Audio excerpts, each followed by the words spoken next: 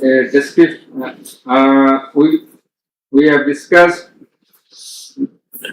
about the telephonic conversations of accused Sheikh Hasina with a number of persons from time to time.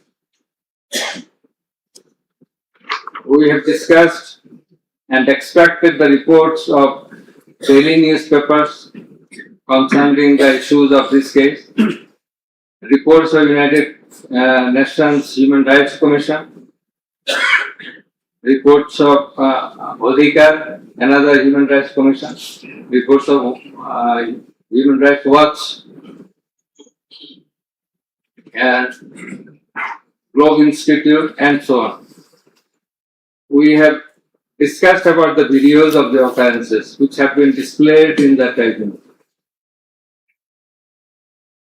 And we have described the extent of cruelty administered upon the victims who have died and who have been seriously injured and lost their vital organs of the body. And we have talked about seized alamots. We have given account of the murders, number of murders, in accordance with the Gazette notifications published by our government and in accordance with the reports of United Nations Human Rights Commission and other organizations. In this context, I want to say that the exact report of martyrs or the victims or the sufferers or the injured person or those whose whereabouts could not be traced, this is quite natural. You will understand that since our liberation war in 1971, still we could not finalize the list of murderers, the list of freedom fighters, list of the war criminals, and others. So there are lists, but it varies. So it's a time limiter. It may vary. Somewhere you will find the figure 800, somewhere 1000, somewhere 1400. So substantial amount of the protesters have been killed. This is the fact. We have described the police messages and directions passed from the high-ups to the downwards for doing the needful to control the protesters, curfew orders. Then in part 6, we have given an account of the learned chief prosecutor's arguments, the points of argument, the pertinent points of argument have been described. We have also described the pertinent points of argument raised by the learned State Defense Council. Thereafter, we have given an account of our observations and inference. And finally, we passed the order. So, this is all about the judgment. Now we will read out the very pertinent portions of the judgment, one by one. At first, our line member 2. He will read out a portion of the judgment, commencing from origin and object of the tribunal, jurisdiction of the tribunal, and he will read out Article 7 of Home Statute, elements of crime against humanity, elements of superior command status, responsibility, and then the charges. Thereafter, learned member 1, he will read out some questions from the discussion of the evidences, the report of the United Nations Human Rights Commission, and then the extent of cruelty administered upon the victims, and thereafter the points of arguments submitted by the Honorable Prosecutor and the Honorable State Defense Counsel. And finally, I will read out the conclusion and the order. So it will take about 40 minutes. We hope that you will be listening to the deliberations. Thank you very much. Now, the account of our London member 2 is reading out, as I have mentioned. Origin and objectives of the tribunal. The International Crimes Tribunal has been established under the International Crimes Tribunal Act 1973 to provide for the detention, prosecution, and punishment of the persons for genocide, crimes against humanity, war crimes, and other crimes under international law committed within or beyond the territory of Bangladesh, whether before or after commencement of the Act. Jurisdiction of the Tribunal. The Tribunal has got the jurisdiction to try the offences enshrined in Section 3 and 4 of the International Crimes Tribunal Act 1973. Section 3 provides, the Tribunal shall have the power to try and punish any individual or group or individuals, organization, or any member of any disciplined force, auxiliary force, or intelligence agency who, irrespective of his nationality, commits or has committed within or beyond the territory of Bangladesh, whether before or after the commencement of this Act, any of the crimes mentioned in its subsection 2. According to subsection 2 of section 3, the following acts or any of them is crime within the jurisdiction of a tribunal for which there shall be individual responsibility. The Constitution of Bangladesh has given upper hand in Article 47, subclause 3 thereof to the application of the provisions of International Crimes Tribunals Act 1973 in the following manner. Notwithstanding anything contained in this Constitution, no law nor any provision thereof providing for detention, prosecution, or punishment of any persons who is a member of any armed or defense or auxiliary forces or any individual group of individuals or organization or who is a prisoner of war for genocide, crimes against humanity, or war crimes and other crimes and crimes under international law shall be deemed void or unlawful, or ever to have become void or unlawful on the ground that such law or provisions of any such law is inconsistent with or repugnant to any of the provisions of the constitutions. Crime against humanity, death, murder, extermination, enslavement, deportation, imprisonment, abduction, confinement, torture, rape, sexual exploitation, enforced disappearance, human trafficking, sexual slavery, enforced prostitution, forced pregnancy, enforced sterilization or other inhuman acts when committed as part of a widespread or systematic attack direct against any civilian population with knowledge of the attack or persecutions on political, racial, ethnic or religious grounds, whether or not in violation of the domestic law of the country were perpetrated. Section 4 provides as follows.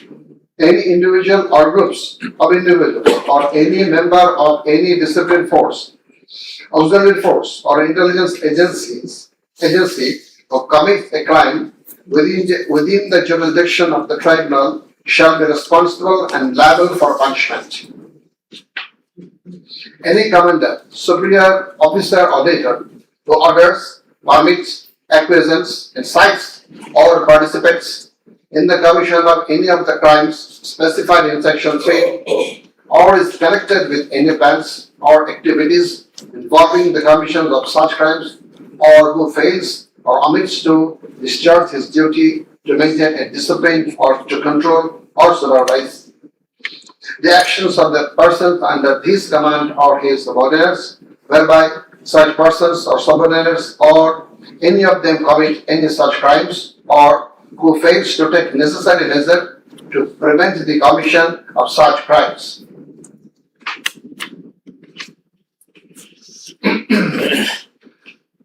Now, crimes against humanity according to Rome statute.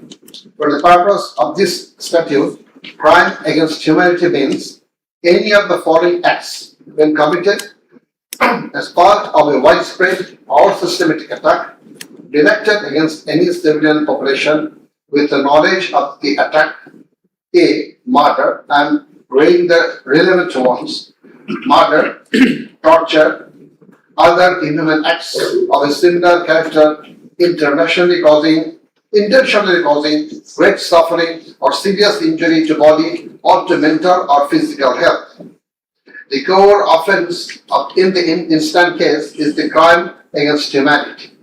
Thus, we have to see what elements are required to constitute this crime. In view of section 3 and 4 of the Act, there must be an attack. B.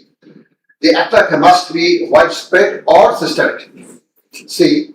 The attack must be targeted a civilian population. D. The attack must be within the knowledge of the superior, or the superior should have known of the attack in order to hold him or her liable for the crime. The superior must have been in the control over the concerned subordinates.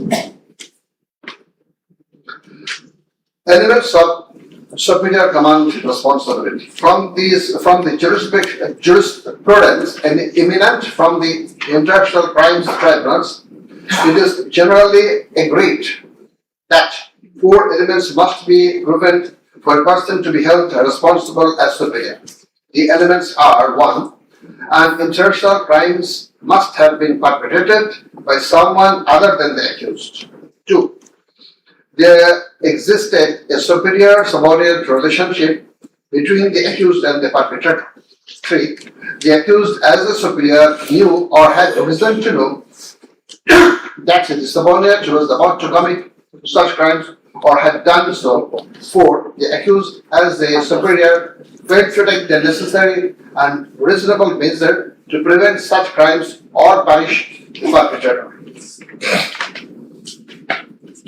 Section 4, subsection 2 of the International Crimes Tribunal Act provides that any commander or superior officer who orders, permits, acquiesces, or participates in the commission of any of the crimes specified in section 3 or is connected with any plans and activities involving the commission of such crimes or who fails or omits to discharge his duty to maintain discipline or to control or supervise the actions of the persons under his command or his subordinates, whereby such persons or subordinates or any of them commit any such crime who fails to take necessary measures to prevent the commission of such crime is guilty of such crimes. Now, I am going to read the charges. On the point of the jurisdiction of this tribunal raised by the learned State Defense Council, it may be noted that there is no scope in law to raise such question, since question of jurisdiction of the tribunal is barred by section 24 of the International Crimes Tribunal Act. Regarding the allegations against the accused, he merely made flat denials thereto without showing anything subsistence contrary to the acts complained of. On the other hand, on perusal of the formal charges and the documents submitted therewith, and also in consideration of the submission of the learned Chief Prosecutor and the learned State Defense Council, it has been made to appear to us that there are sufficient grounds for framing charges against the accused under section 3, subsection 2, read with section 4 of the Act. On hearing both sides, 5 charges were framed against accused Sheikh Hasina, individually and separate 5 charges were framed against accused Asadullah Khan Kamal and Chaudhry Abdullah Al Mamun Jani. But upon scrutiny of the documents and examination of the witnesses of the tribunal, deems to condign to reshape the charges to reshape the charges for ends of justice, and accordingly the same charges framed earlier have been modified in the following manner. Charge number 1. Incitement and order to attack and kill protesting students of Dhaka University and other academic institutions of the country, and also failure to take preventive and punitive measures, and thus killing hundreds and severely injuring thousands of protesters during July uprising 2024, commencing on 1st July 2024 and ending on 5th August 2024, accused Sheikh Hasina as the Prime Minister of Bangladesh and the President of the ruling party of Bangladesh, Awami League, as well as Fortune Party Alliance, in a press conference on 14/7/24 at Gaur Bhavan, made the following derogatory remark.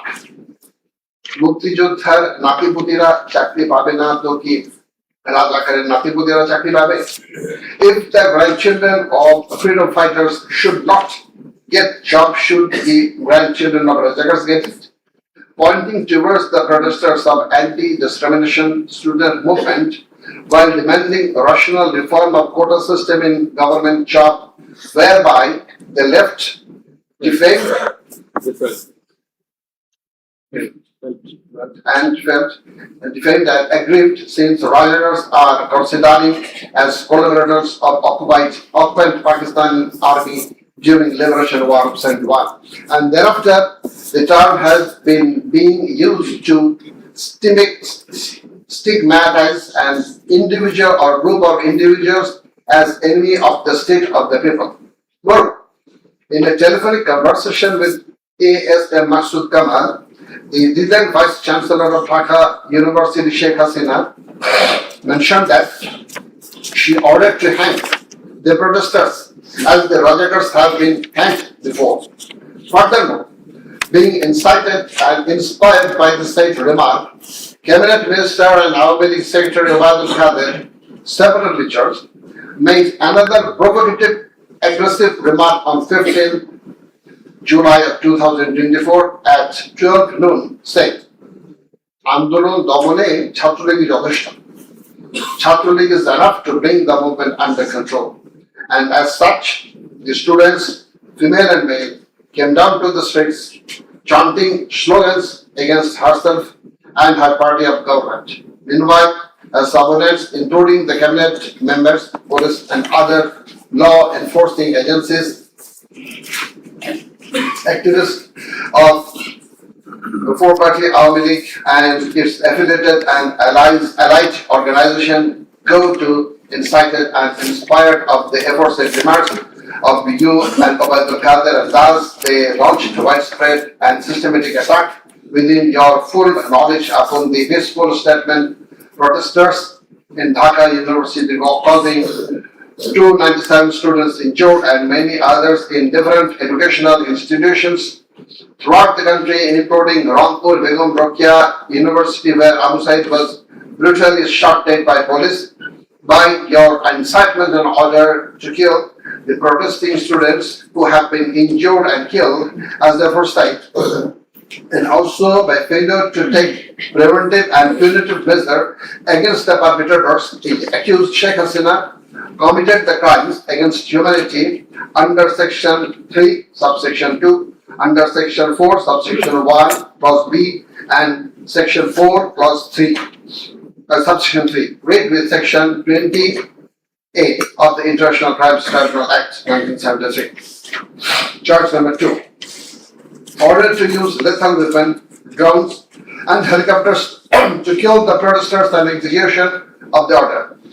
During the July uprising 2024, accused Sheikh Hasina held a conversation over telephone with Dr. A.S.M. Masood Kamal, the then Vice Chancellor of Dhaka University from Bhavan on 14th July 2024 at about 11 p.m. wherein she mentioned that she already ordered to kill the protesters like the Rajakas who have been hanged before. Again on July 18, Sheikh Hasina conversed over telephone with Sheikh Fazlur Taposh, the mayor of Dhaka South City Corporation, mentioning that she had already given direction to the law enforcement agencies to use helicopter and lethal weapons to kill and eliminate the peaceful unarmed civilian protesters, and also ordered them to use drones to locate the protesters. She also told him that she passed orders to arrest and torture the protesters across the country.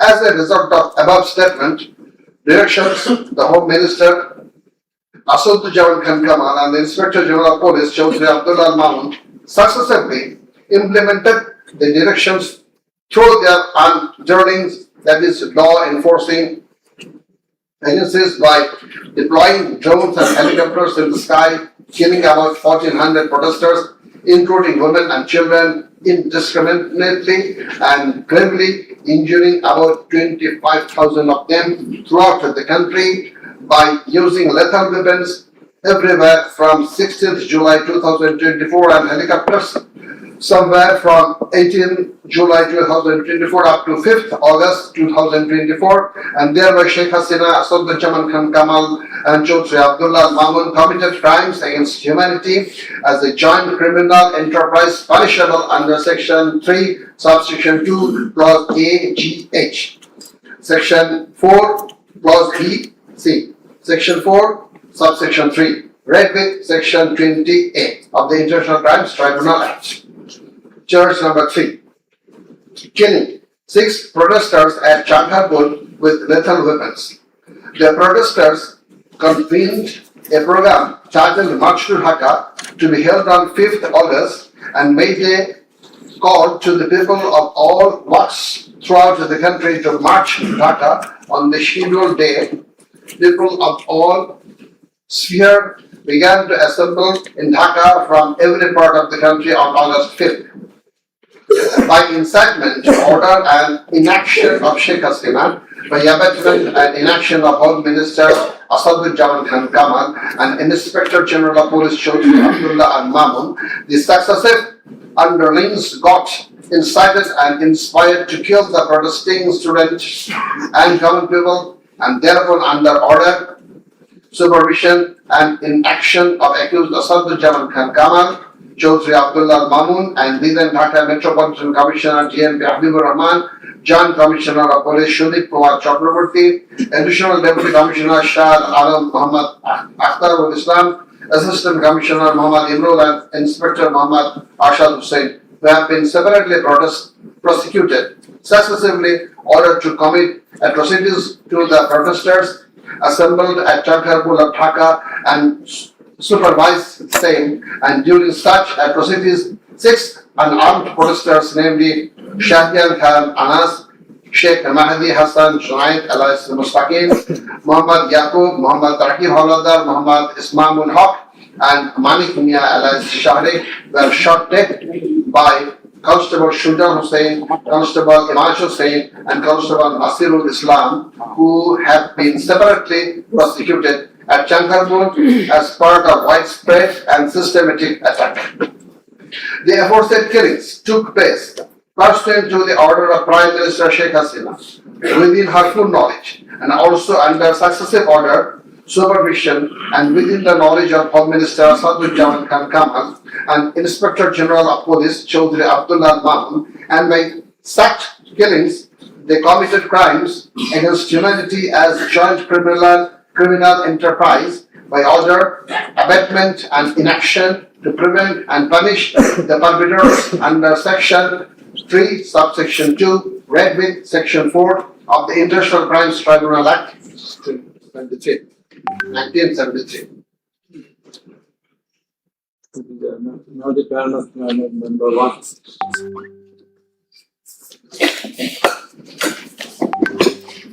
It transpires from the prosecution witnesses deposed in corroboration of the fact of incitement and order of accused Sheikh Hasina to deploy drones and helicopters and also to use lethal weapons to kill the protesters.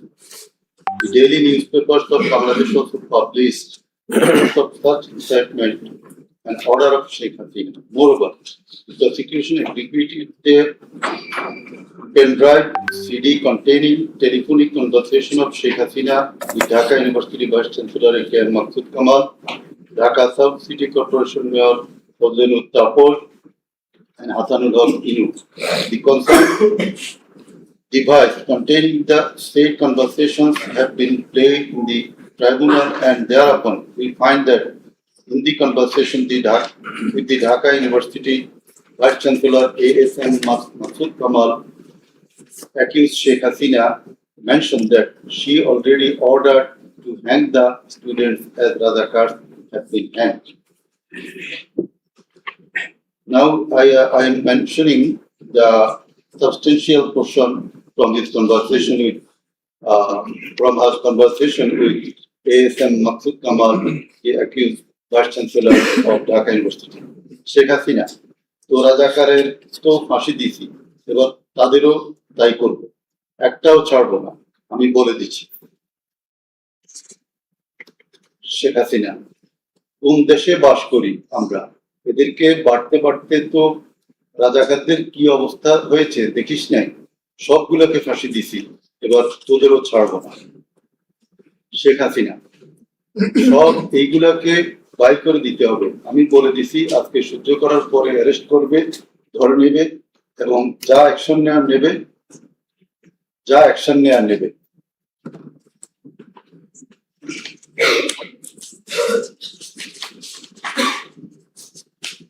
Then it also appears from the conversation with Dhaka South City Corporation Mayor Fazlul Tapor, accused Sheikh Hasina told him that she ordered to kill the protesting students by using helicopters and lethal weapons.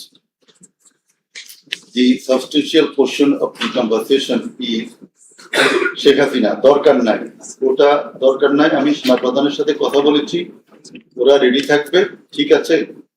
এখন তো আমরা অন্য করতেছি, drone দিয়ে ছবি নিচ্ছি আর হেলিকপ্টারে হচ্ছে মানে কয়েক জায়গায়। তারপর তাহলে ওই কিছু ছবি দেখে পাকড়া করা যায় না তাদের রাতের মধ্যে? শেখ হাসিনা, সবগুলিকে অ্যারেস্ট করতে বলেছি রাত্রে, তারপর পাকড়াও করলে ওদেরকে। শেখ হাসিনা, না, ওটা বলা হয়ে গেছে, ওটা নিয়ে র্যাব, ডিজিএফআই, এনএসআই সবাইকে বলা হয়েছে যে যেখান থেকে যে কয়টা পারবা ধরে ফেলো। তাপস, জি। শেখ হাসিনা, ওটা বলা আছে, আর এখানে গ্যাদারিং দেখবে সেখানে, আর যেখানে গ্যাদারিং দেখবে সেখানে ওই উপর থেকে করাচ্ছি, অলরেডি শুরু হয়েছে কয়েকটা জায়গায়। তারপর জি। শেখ হাসিনা, আমার নির্দেশনা দেওয়া আছে, ওপেন নির্দেশনা দিয়ে দিছি, এখন লেথাল উইপন ব্যবহার করবে, যেখানে পাবে সোজা গুলি করবে। তারপর জি। শেখ হাসিনা, না পড়াইয়া দিছে, মেশিন পত্র সব পড়ে গেছে, আমি বলছি যা পড়াতে, ও আমাদের সেতু ভবন পড়াইছে। তারপর জি, ওরা রাতে মনে হয় আরো ব্যাপক আক্রমণ করবে।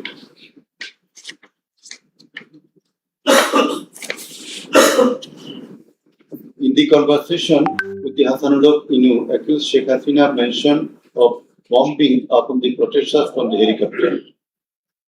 The substantial portion, relevant portion from the conversation. Sheikh Hasina, না, আমি বলছি ক্যাজুয়ালিটির দরকার নাই, ওরা ব্যারিকেড নিয়ে আছে তো ঠিক আছে, আকাশ থেকে নামবে, তখন দুই পাশ দিয়ে ধরবে, মেসেজটা দিয়ে দিতে পারেন যে সেনা পাঠানো হচ্ছে আর হেলিকপ্টার দিয়ে সোজা বম্বিং করা হবে, র্যাবের হেলিকপ্টার দিয়ে উপর দিয়ে মারবে। আপনি এই জামাত শিবিরের মেরুদণ্ডটা আবার ভেঙে দেন ঢাকা শহরে। শেখ হাসিনা, একেবারে। শেখ হাসিনা, হ্যালো। হ্যালো, জি, আসসালামু আলাইকুম, আমি ইনু বলছিলাম। হ্যালো। শেখ হাসিনা, হ্যাঁ বলেন। আচ্ছা, আমি এটা স্ক্রলে দিয়ে দিতে বলছি যে তোমরা ছাত্ররা সব ধরে ফেরো, গার্ডিয়ানদেরকে বলছি এইখানে কিন্তু জঙ্গি হামলা হয়েছে। হ্যাঁ এটা রাইট রাইট শেখ হাসিনা না এটা আমাকে বেশ কিছু আন্তর্জাতিক পাইছি তারা এটাকে জঙ্গি হামলা হিসেবে কনসিডার বলতেছে আসলে হলো কি হ্যাঁ জঙ্গি হামলাই হয়েছে এই কার্ডটা খেলবো আমরা এখন শেখ হাসিনা না কার্ড খেলা না এটা আমি আগে করি নাই কিন্তু আমাকে আন্তর্জাতিক সংস্থা থেকে মেসেজটা দিচ্ছে যে এটা জঙ্গি হামলা আসলে হলো কি জঙ্গি সন্ত্রাসের মোকাবিলা করছে এখন সরকার শেখ হাসিনা তারা আমাকে এটাই বলছে যে এটা জঙ্গি হামলা দিয়ে দিব paper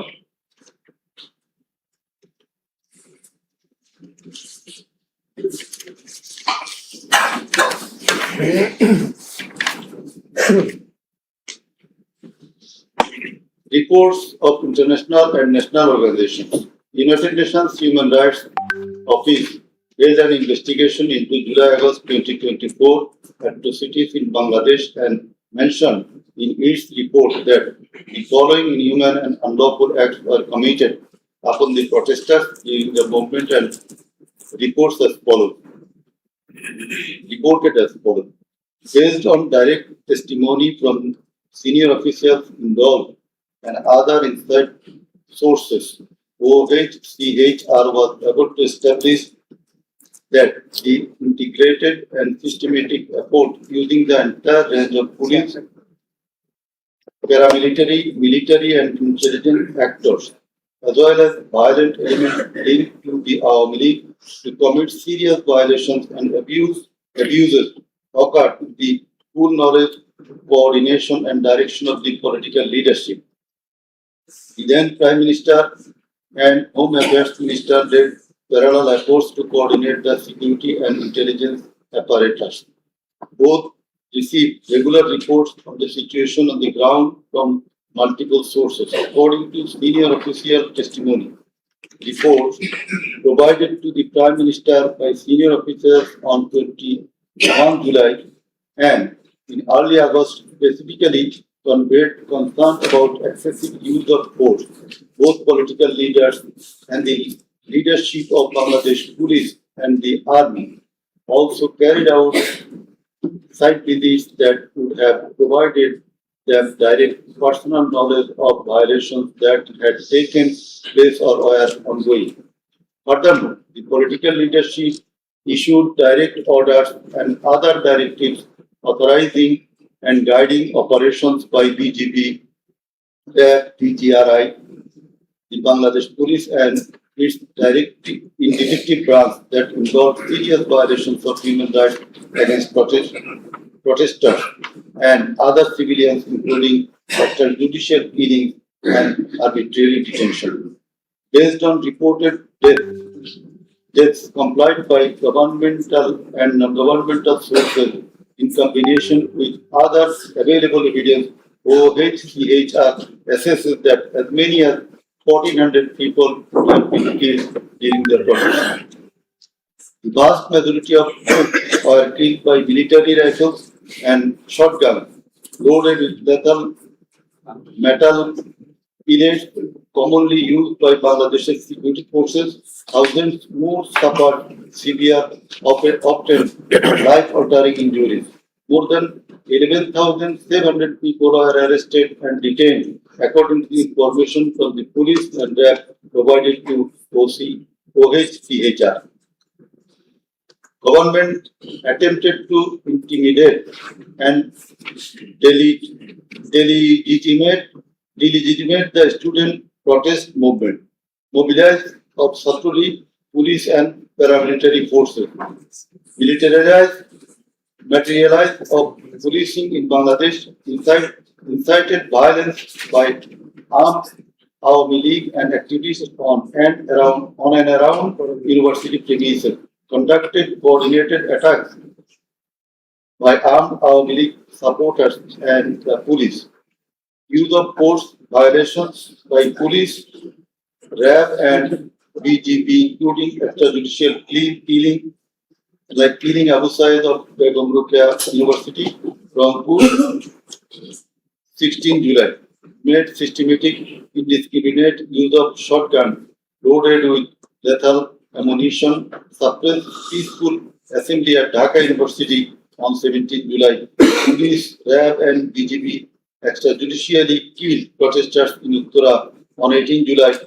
Disproportionate and indiscriminate use of firearms in response to violent unrest, indiscriminately shooting in Rampura and Badda by BGP and police on July 19. Violently cleared the Dhaka-Chattogram highway in Jatrabari on between 16 to 21 July. Extrajudicial killings to suppress the march to Dhaka on August 5 involved the army who shot at protesters at Jamuna Future Park on 5th August 2024, used helicopter to intimidate and deployed possibly unlawful force, obstructed of medical care and denied necessary medical documentation, obstructed medical treatment of victims. Sheikh Asabul Yamin, shot by police, caused mass arbitrary arrest, detention without due process, and torture and ill treatment, caused block raids and mass arrests, including injured persons. Students and opposition leaders attacked journalists, children, and women, and caused unjustified shutdown of internet. In the said report, Mr. Volker Singh, the High Commissioner of Human Rights Office of the United Nations, observed that the atrocities committed in July Revolution 2024 in Bangladesh was preconcerted and systematic in order to remaining in power. There are cogent grounds to believe that hundreds of extrajudicial killings, arrests, detention, and torture were carried out by the political leaders and the highest law enforcing authorities within their knowledge and under their direction and supervision as strategy to support the government, whereby human rights have been seriously violated and thus international crimes have been committed. He also observed that the evidences collected to depict a picture of widespread state atrocities and targeted killings. He further remarked that such atrocities ought to be brought under accountability. There are many other similar reports by the Global Institute International Truth and Justice Project, Bloodshed in Bangladesh, World Report 2025 of Human Rights Watch. Then we are going to videos of the occurrences. It appears from the serial list contained in Volume 4,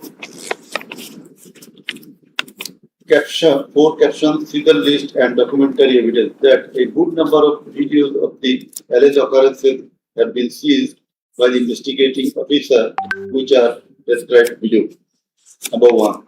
A video of 1 hour 23 minutes and 5 seconds showing a press conference dated 14 July 2024 of accused Sheikh Hasina after her return from China, in which she, in answer to a question of one journalist, angrily remarked, pointing towards the protesting students, মুক্তিযুদ্ধের বিরুদ্ধে আর মুক্তিযোদ্ধার বিরুদ্ধে এত খুব কেন?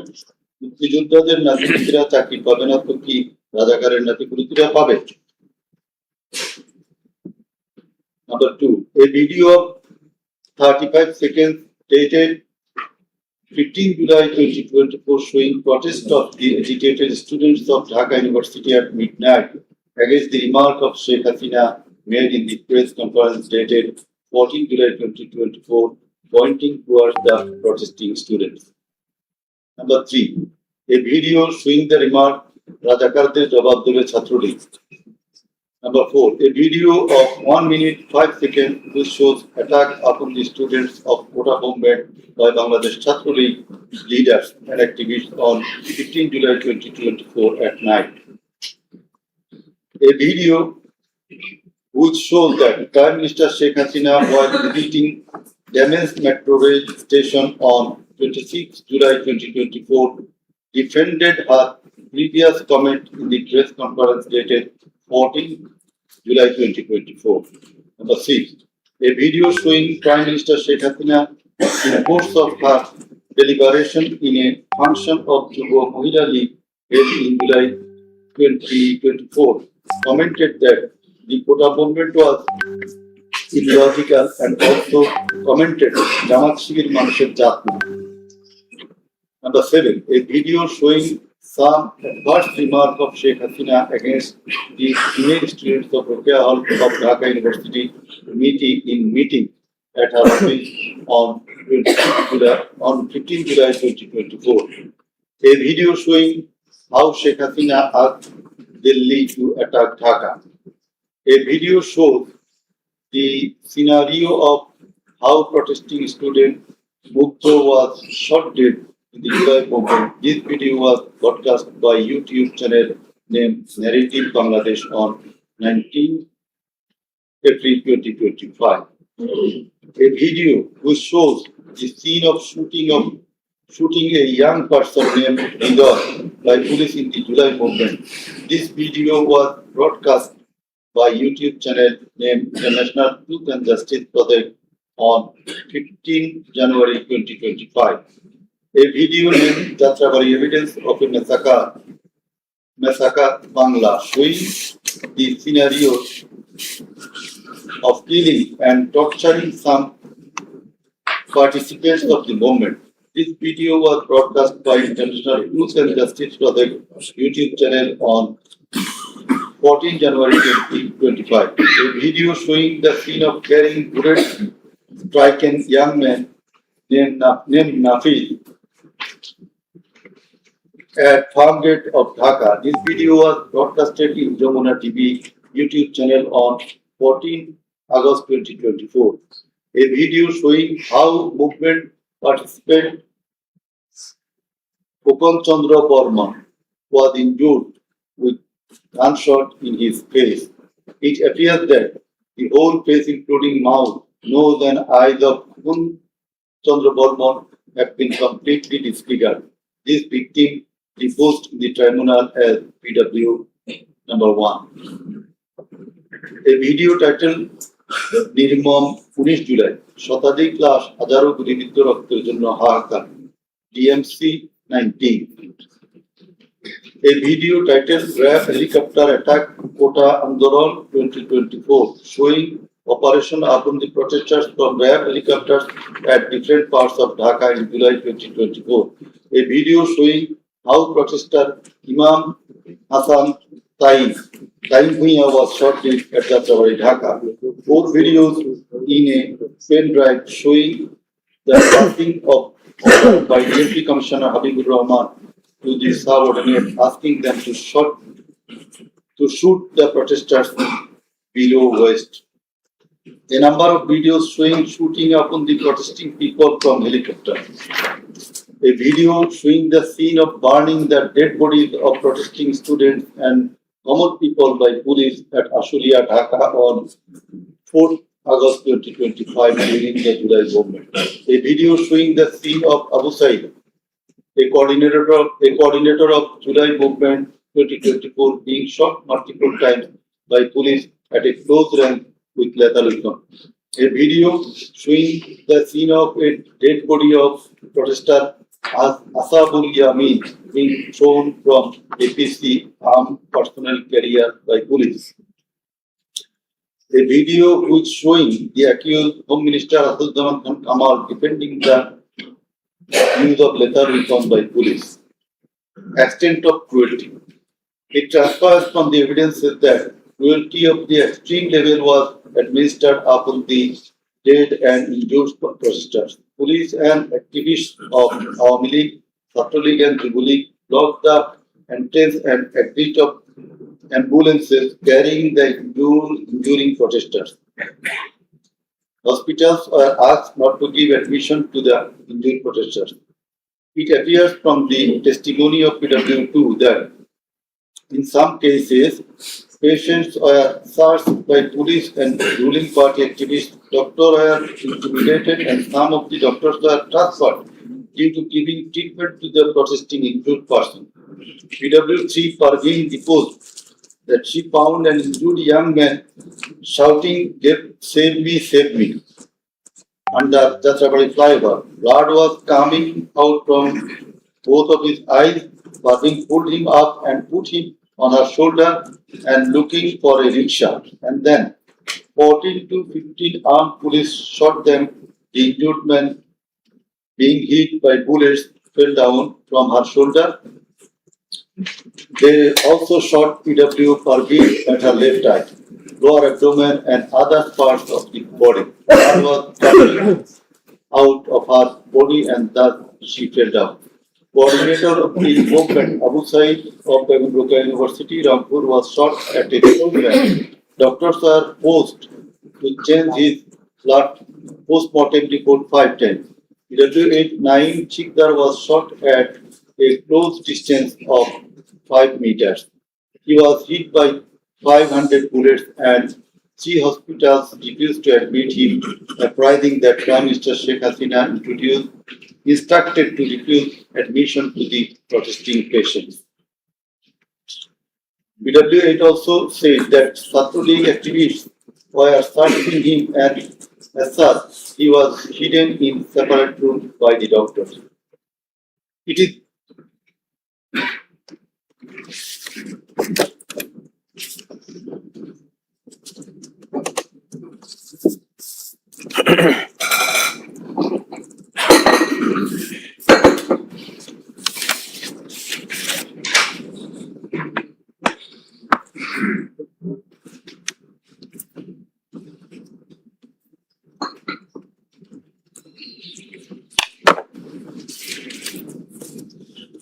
is revealed from the evidence of PW9 Shahina Begum that police burned the dead body of her son along with some other dead bodies in Ashulia of Dhaka. PW10 MD Enab Nazir Zaki also stated that his son was killed and then the dead body was burned by police in Ashulia. We find from the testimony of PW10, Asabul was shot dead and set ablaze. It appears from the testimony of PW13, Dr. Mohammad Mahfuz Rahman, that most patients admitted to the hospital had no scars. The detective branch members had forbidden the doctors not to be serious in the treatment of the protesting patients, and also that they had been instructed from the higher authorities not to release the protester patients admitted there. The patients were mostly aged 30 to 30 years. The DB also asked the doctors not to admit any more patients injured in the movement. This witness also said that in order to hide the injured patient from the sight of DB personnel, the doctors adopted some tactics like changing the names of the patient and the type of injury in the admission register and recording road accident or other reasons instead of bullet wounds. It appears from the evidence of PW15 Dr. Hassanul Manna that police and Awami League activists prevented treatment of the protester patients, prohibited new admission of such patients, checked admission register, took away a list of patients, sat down at the entrance of the hospital and prevented entrance and exit of the ambulances and patients. This witness also said that one patient named Mustaqim Billah was admitted through an alternative entrance. To save the protester patient, the doctors had to change the name of the patient and particular of their problems. Remove them from the general ward to the post-operative ward, ICU special cabin. He added that treatment was given to such patients at risk of life of the doctors. We find from the deposition of PW18, Dr. Razibul Islam, that he was forced to change the post-mortem report of Abu Said 4 to 5 times. He was threatened with the saying that if he does not change the cause of death of Abu Said, he would be prosecuted.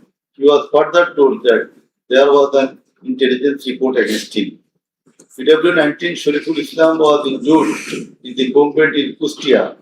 62 periods were removed from Islam. That on 18 July 2024, they received 200 patients aged about 14 to 25 years with bullet injuries. On 19 July 2024, also similar number of patients with bullet injuries were admitted in the hospital. Numerous patients with bullet injuries were admitted on 4th, 5th, 6th August 2024. It further appears from the evidence of this witness that out of episodic patient 493 lost one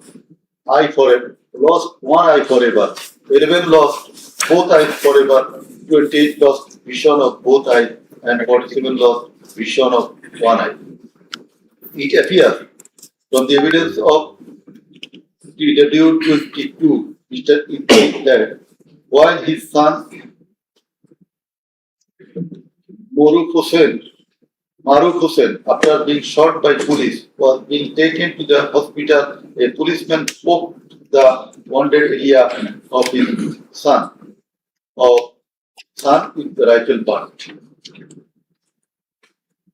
PW23 Amina Akhtar deposed that while Home Minister Asadzaman Kamal and IGP Chaudhry Abdullah Mamun were passing across the Trabari, one police officer was showing them a video of their attack on protesters and said, "Guli kori ekta, more ekta, ahuto hoy ekta, ektai jay, bakita jay."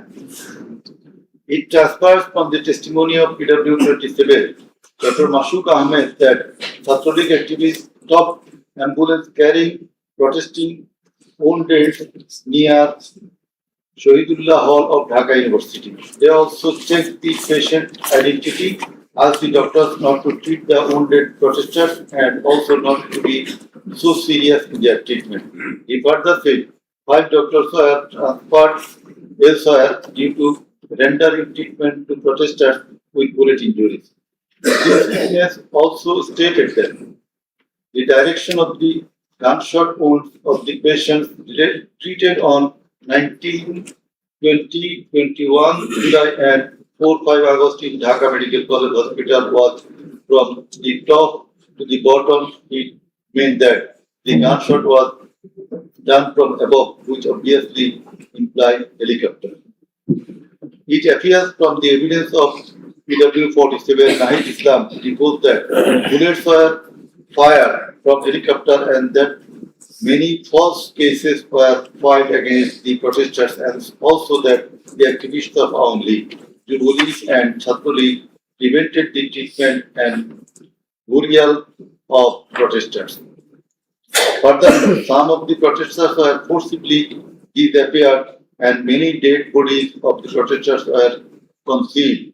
He himself and some other student leaders were abducted.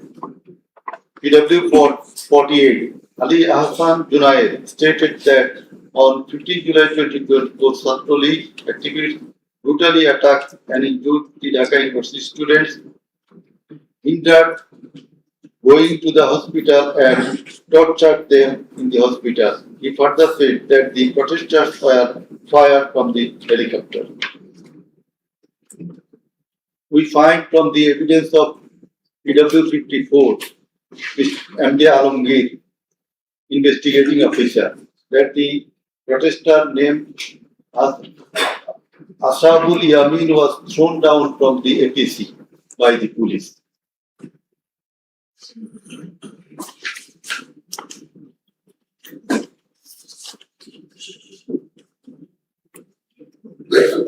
Summing up by the learned chief prosecutor. The learned chief prosecutor advanced argument on conclusion of the testimonies of the prosecution witnesses. He submitted that the instant case is an unprecedented and unexceptional one in the history of this subcontinent. After achieving independence in 1971, the people of the country had a great expectation and belief that all sorts of suffering, poverty, tyranny, and high-handedness of the government and the mighty quarters would come to an end and people would enjoy liberty, happiness, and all fundamental rights. But all these have been doomed to ashes. The learned prosecutor dubbed the ruling party Awami League as fascist and vindictive from the very inception of independent Bangladesh perpetuate its power by way of exploitation, torture, killing, abduction, denial of democracy and fundamental rights of the people, freedom of press and speech, as well as social justice, and thereupon established dictatorship by forming Baksha. The then Awami League government led by Sheikh Mujibur Rahman planned in connivance with a neighboring country to weaken and abolish our glorious army and thus form Rakhi Bahini, an armed organized parallel to the army. In the like way, after coming to the power in 2008, Sheikh Hasina's government committed the same acts like torture, abduction, killing, false prosecution, imprisoning, confinement, enforced the appearances, and also dominated judiciary, restricted the freedom of press and freedom of speech.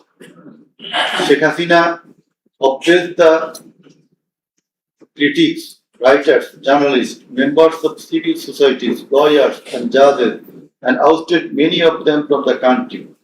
The then Chief Justice Sheikh S.K. Sinha, eminent writer and journalist, as well as historian Mahmudur Rahman, politician and journalist Pinaki Bhattacharya, Shafiq Rahman, Ilyas Hussain, Kanak Sarwar, Mushfiqul Fadl Ansari, Oliullah Numan, Shahid Alam, Jawad Mirjor, Tasneem Khalil, Zulkarnain Shahid, Barrister Abdul Razzaq were driven out of the country for speaking the truth and criticizing the government's misrule, oppression, and loopholes. In 2008, with Sheikh Hasina's conspiracy as that of her father, 57 senior army officers, wife, and deputation in Bangladesh Border Guard, that is BGB, were killed in an official congregation of Pilkhana BGP headquarters by the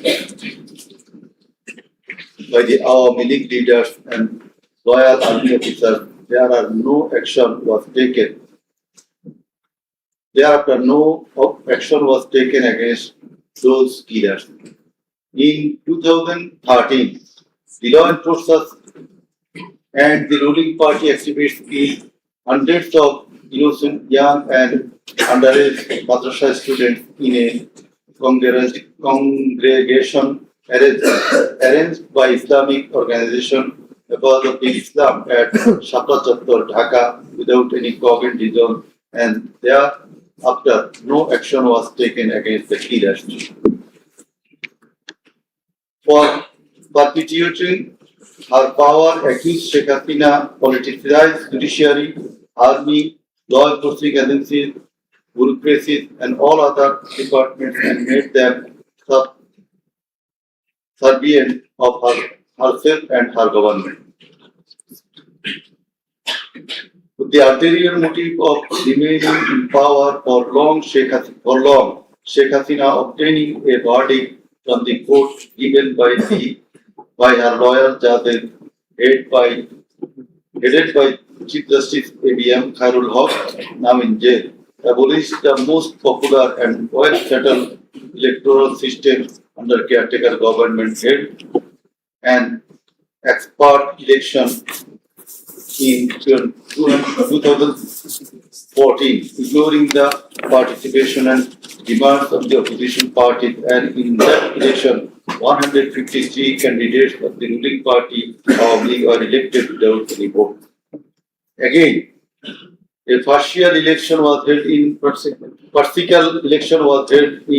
2018, in which ballot boxes were filled up in the night preceding the day of election without carrying the demands of the opposition parties for holding election by a caretaker government for the sake of security, fairness, and transparency, accused Sheikh Hasina held another political ex-party election known as dummy election in January 2024 without allowing the political parties to participate. In 2024, the student launched a movement claiming reformation of the quota system in government jobs. They particularly demanded reduction of quota to 5% from 65 to 56%. Instead of fulfilling the demand of the students or speaking with them on the issue, Sheikh Hasina, in a press conference on 14 July 2024, made a derogatory comment pointing toward the students of Quota movement, saying, "Muktijuddhar nati putira chakri pabe na to ki rajakarer nati putira chakri pabe." Whereupon, the student of Dhaka University got extremely agitated and assembled at Raju Bhaskudjo in front of TSC of Dhaka University, where they protested against Sheikh Hasina's humiliating comment and demanded her apology. Meanwhile, our League Secretary and Cabinet Minister Wadul Kader and Satlulik Jubilee leaders stated in their party meeting that Satlulik was enough to control the protesting students, and thus the agitation spread out in all other educational institutes throughout the country.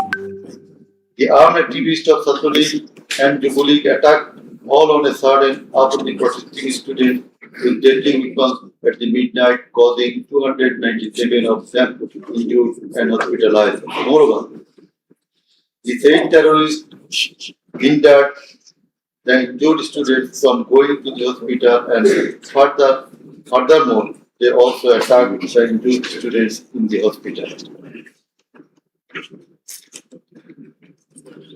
From 16 July 2024, the Satlulik and Jubilee terrorists, along with the law enforcement, seized and injured many students at various parts of the country.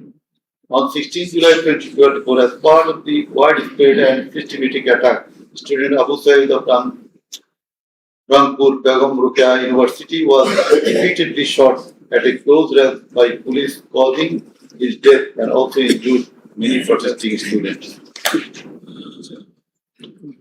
Accused Sheikh Hasina ordered the law enforcers and the activists of our league, Satlulik and Jubilee, to use drone, helicopter, lethal weapons to kill the protesters, and accordingly, from 18 July to 1st August 2024, they killed hundreds of protesters and injured thousands throughout the country by using drone, helicopter, and various types of lethal weapons.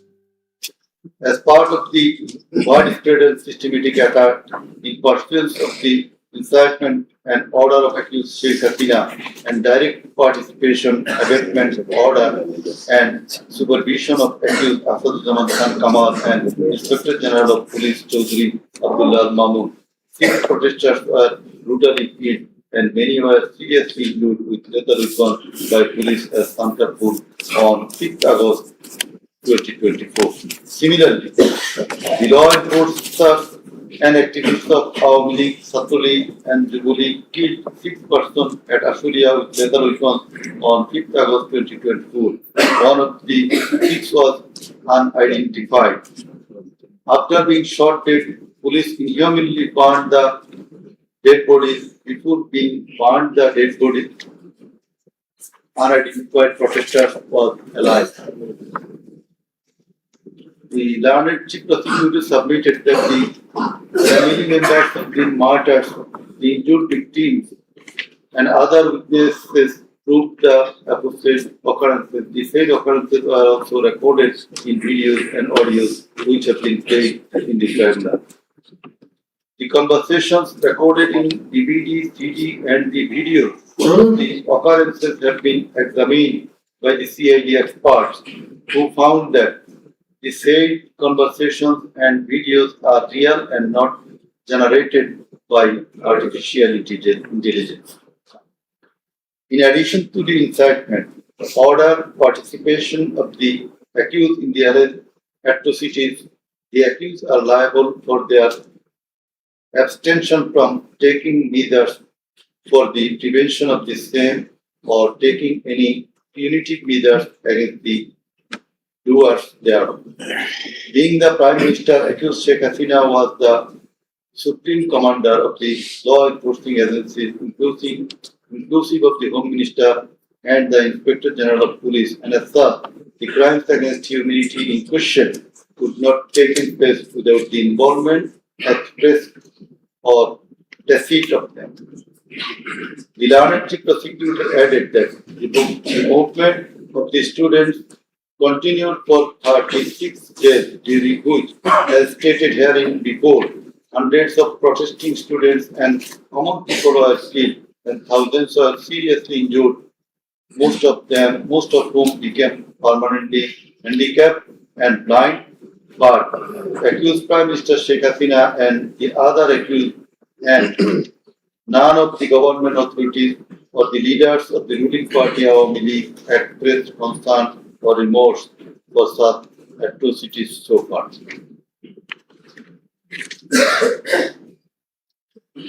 Accused Sheikh Hasina, instead of expressing remorse or seeking apology for the said crime, continued to commit further crimes by threatening the present government, the International Crimes Tribunal personnel, and the prosecutors, and also the political party leaders in her hate speeches in audio conversations from time to time.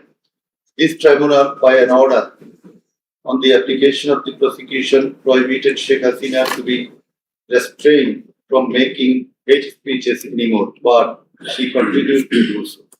Sheikh Hasina committed contempt of this tribunal by threatening the concerned officials of the government as well as the tribunal personnel, inclusive of the prosecutors, to kill 226 persons and burn the houses of the rival party leaders and activists in an audio conversation with one of her party activists, for which the tribunal drew a contempt proceeding against her. In the said proceeding, the tribunal convicted Sheikh Hasina and sentenced her to 6 months imprisonment. The accused committed crimes against humanity jointly by their incitement, order, abatement, participation, and inaction, which come within the purview of joint criminal enterprise and superior command responsibility. The authorities in question are widespread and systematic and were atrocity. The atrocities in question were widespread and systematic, and it was directed against the civilian population.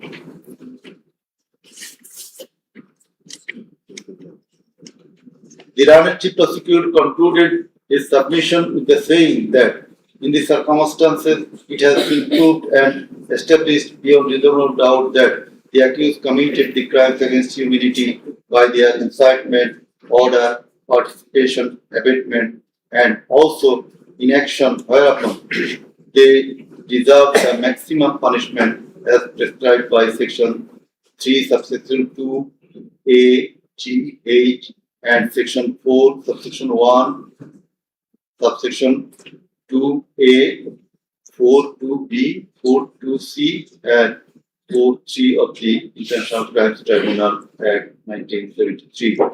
He added that the evidences against the accused are so strong and adequate that if they are tried in any other court or tribunal in the world, they would be awarded the maximum punishment.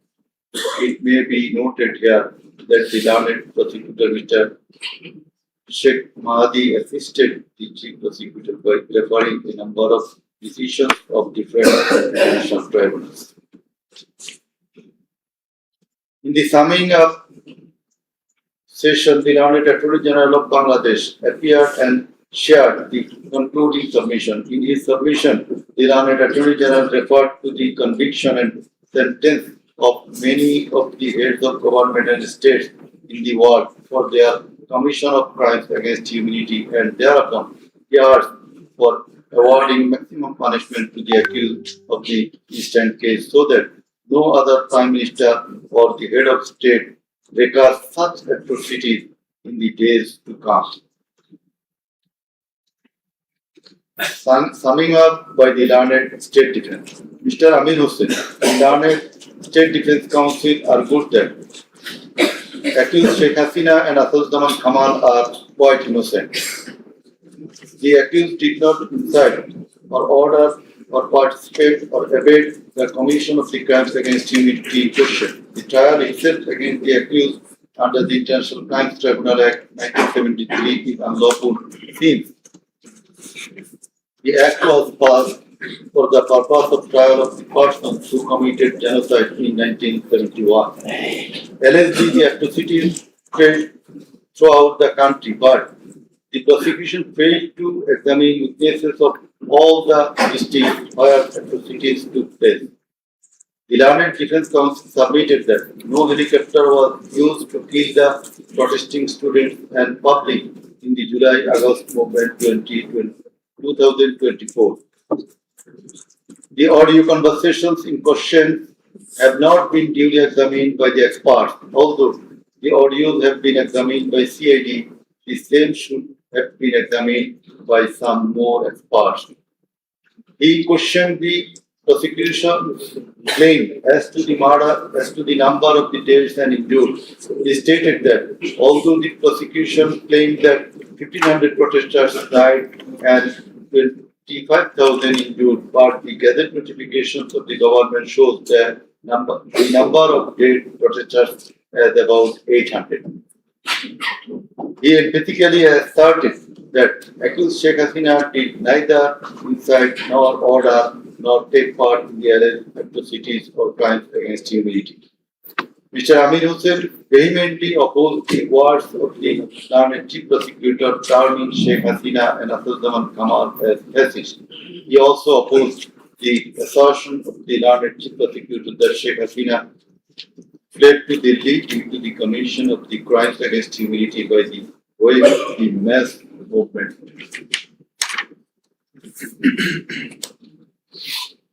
Rather, she was compelled to depart the country against her will.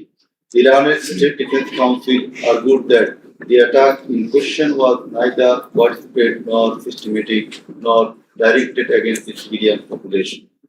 The Learned State Defense Council further submitted that the accused Sheikh Hasina and Assaduzzahman Kamal cannot be held liable for joint criminal enterprise or superior command responsibilities.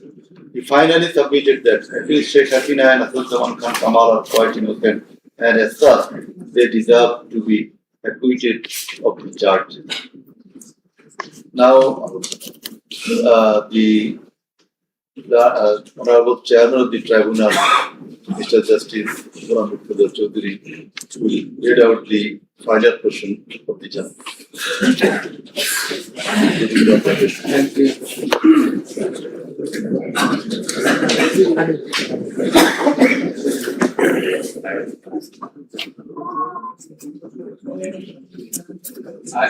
I will start with some matters of judicial notice. And before that, I am sorry that I did not mention the name of learned prosecutor Mr. Abdus Subhan Tarakdar. Sometimes he was found here. I think he remains busy in the tribunal too. For his illness. For his sudden illness. And you are seeing sometimes here to assist us. So, our thanks to him as well. We have taken judicial notice of some incidents. Number 1, accused Sheikh Hasina started making contemptuous and hate speeches in the social media subsequent to the July movement 2024, whereupon she was ordered by this tribunal to be restrained from such speeches of contempt and hatred. Secondly, in a telephonic conversation with a party activist named Mr. Shakir, accused Sheikh Hasina infringing tribunal's order, made some hateful and contemptuous remarks, asking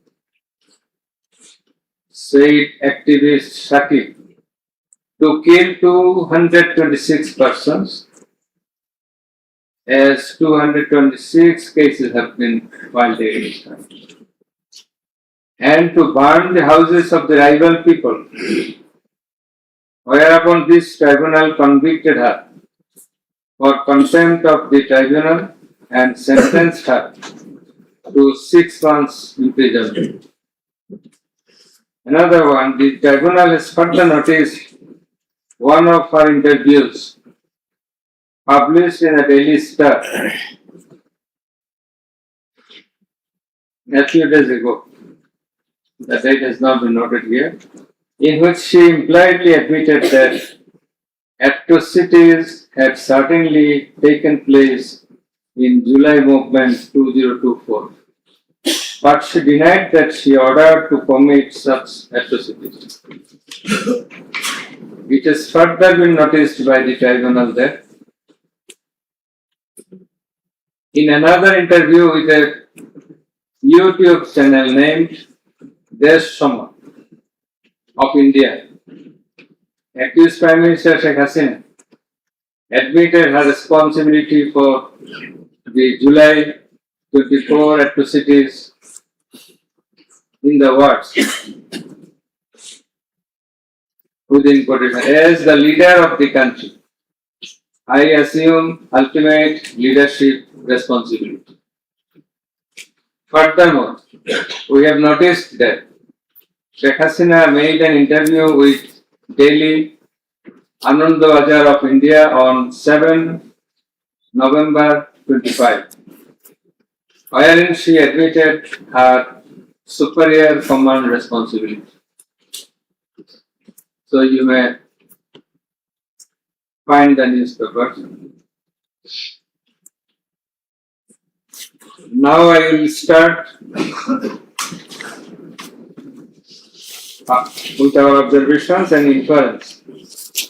From the foregoing findings, facts and circumstances, it transpires that the students of Dhaka University and other academic institutions had launched a movement on 1 July 2024 demanding reformation in the quota system in the government jobs and continued the same till 5 August 2024. The government did not pay heed to the demands of the students.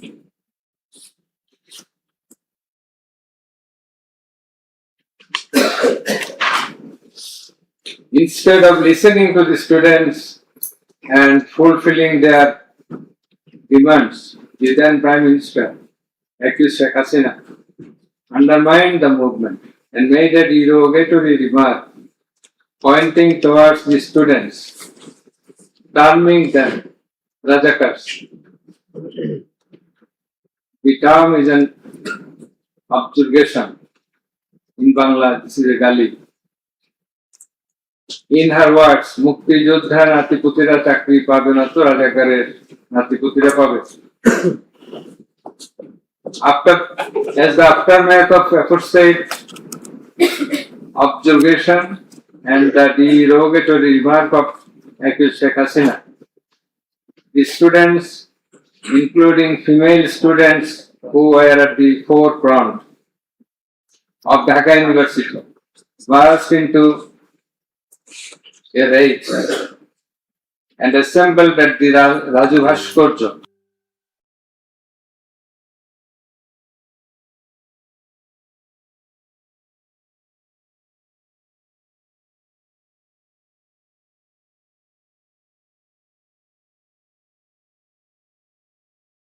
Psychology,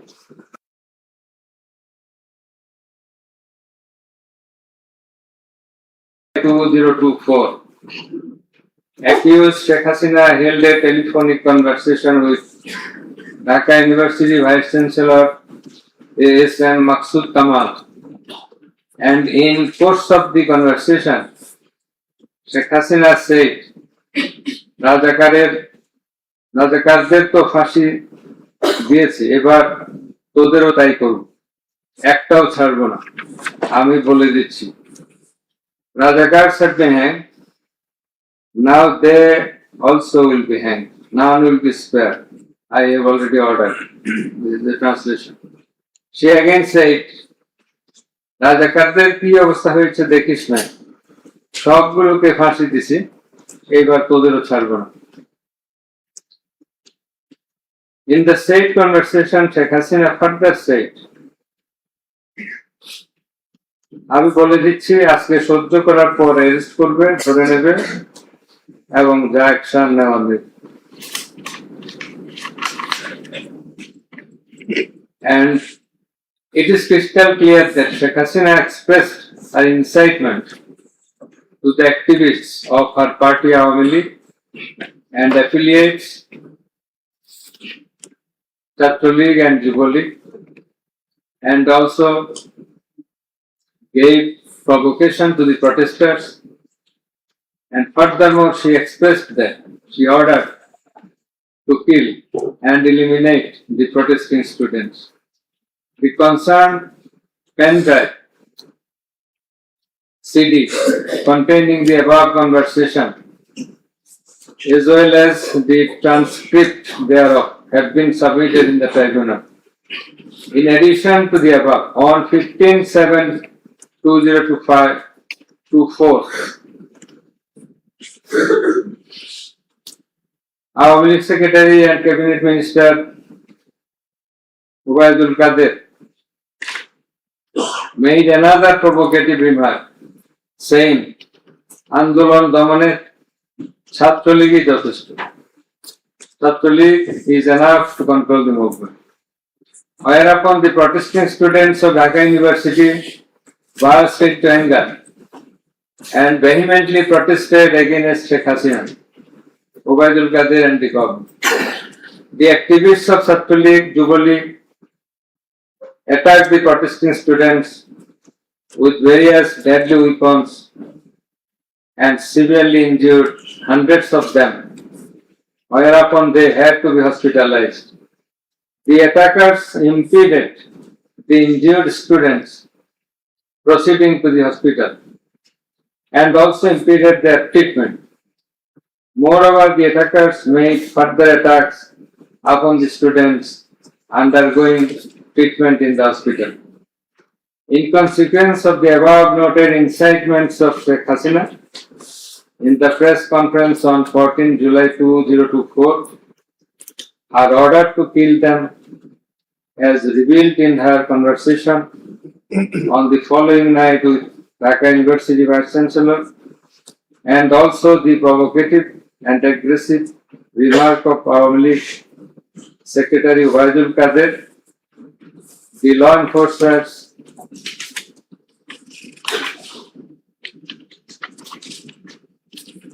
and activists of Chhatro League and Jubo League attacked the protesting students at Dhaka University throughout the country, inclusive of Rangpur, Begum Rokeya University.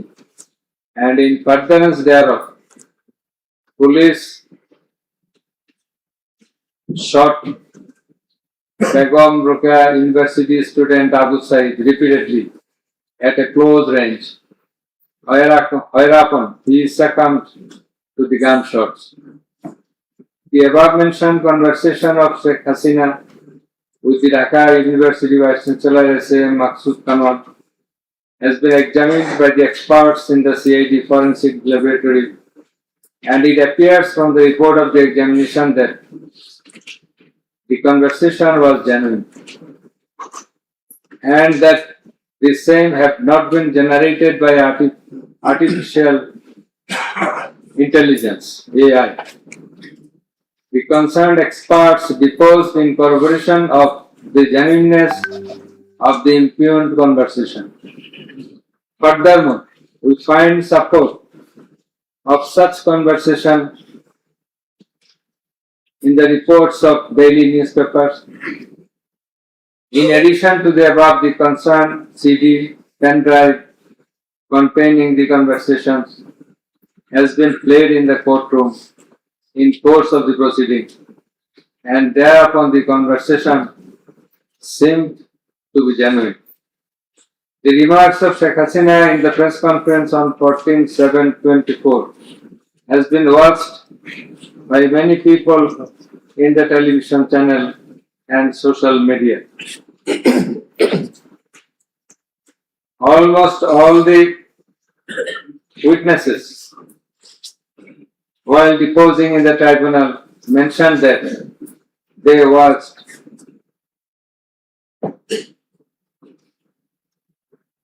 the videos in the media. Moreover, the national daily newspapers published the said remarks on 15/7/24. The remark of Obaidul Qadir was published in the news certification. Over and above said inciting remark and killing and order of killing by Sheikh Hasina and the provocative remark of Obaidul Qadir have not been denied by them. Although State Defence Council, the lauded State Defence Council for the absconding accused Sheikh Hasina and Asaduজ্জামান Khan Kamal submitted that the conversation between Sheikh Hasina and ASM Kamal, Maqsood Kamal, has not been properly tested, but he failed to show any cogent reasons in this regard.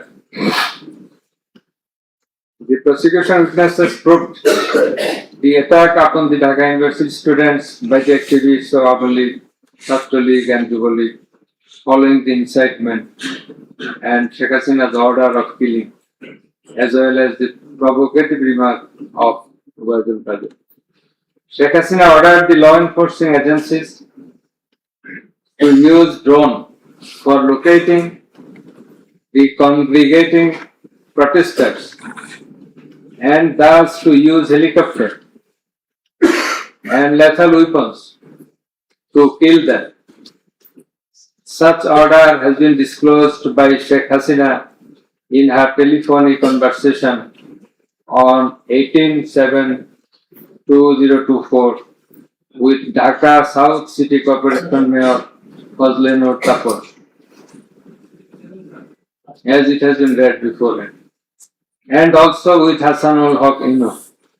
The concerned pendrive CD containing the aforesaid conversations have been submitted in the tribunal. The said conversations have been examined in the forensic laboratory of CID, and the concerned experts found that the conversations were genuine and not generated by artificial intelligence, AI. Moreover, the pendrive CD containing the conversations in question have been played in the courtroom, and we have heard the conversations, and thereupon it appeared to us that the conversations are real, not fake and fabricated. Accused Prime Minister Sheikh Hasina, accused Home Minister Asaduজ্জামান Khan Kamal, accused Inspector General of Police Chaudhry Abdullah Al Mamun acted jointly in connivance and collaboration with each other to commit the atrocities in order to kill the protesters throughout the country. It has been disclosed by Chaudhry Abdullah Al Mamun in his testimony that a core committee consisting of Home Secretary Jahangir, Additional Home Secretary Political Mr. Tipu Sultan, Additional Secretary Reza Mustafa, SP's Chief Monirul Islam, DB Chief Harun Rashid, RAB DG Barrister Harun Rashid, DMP Commissioner Habibur Rahman, DG of BGB, Major General AKM, Major General Ashrafuzzaman Siddiqui, DG of Ansar, Major General AKM Aminul Haq, NTMC Chief, Major General Ziaullah Hassan, DGFI Chief and NSI Chief used to hold meeting every night after 19 July 2024 at the residence of Home Minister Asaduzzaman Khan Kamal. Accused Chaudhry Abdullah Al Mamun said that instruction to the core committee used to come from the Prime Minister. He also said that at one stage of the movement, it was decided to use drone to locate the gathering of the protesters and to use helicopter and lethal weapons to control the movement. In a meeting of the core committee, Sheikh Hasina passed a direction to use lethal weapons. Additional DIG Joardar, who was present there, communicated the message to the police officers throughout the country to use lethal weapons accordingly. Furthermore, Chaudhry Abdullah Mamun said that in pursuance of the remark of Obaidul Qadir and Nanak that Chhatra League and Yuva League are enough to bring the movement under control.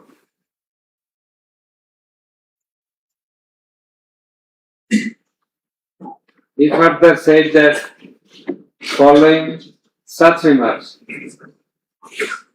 activists of Chhatra League and Yuva League attacked the students of Dhaka University.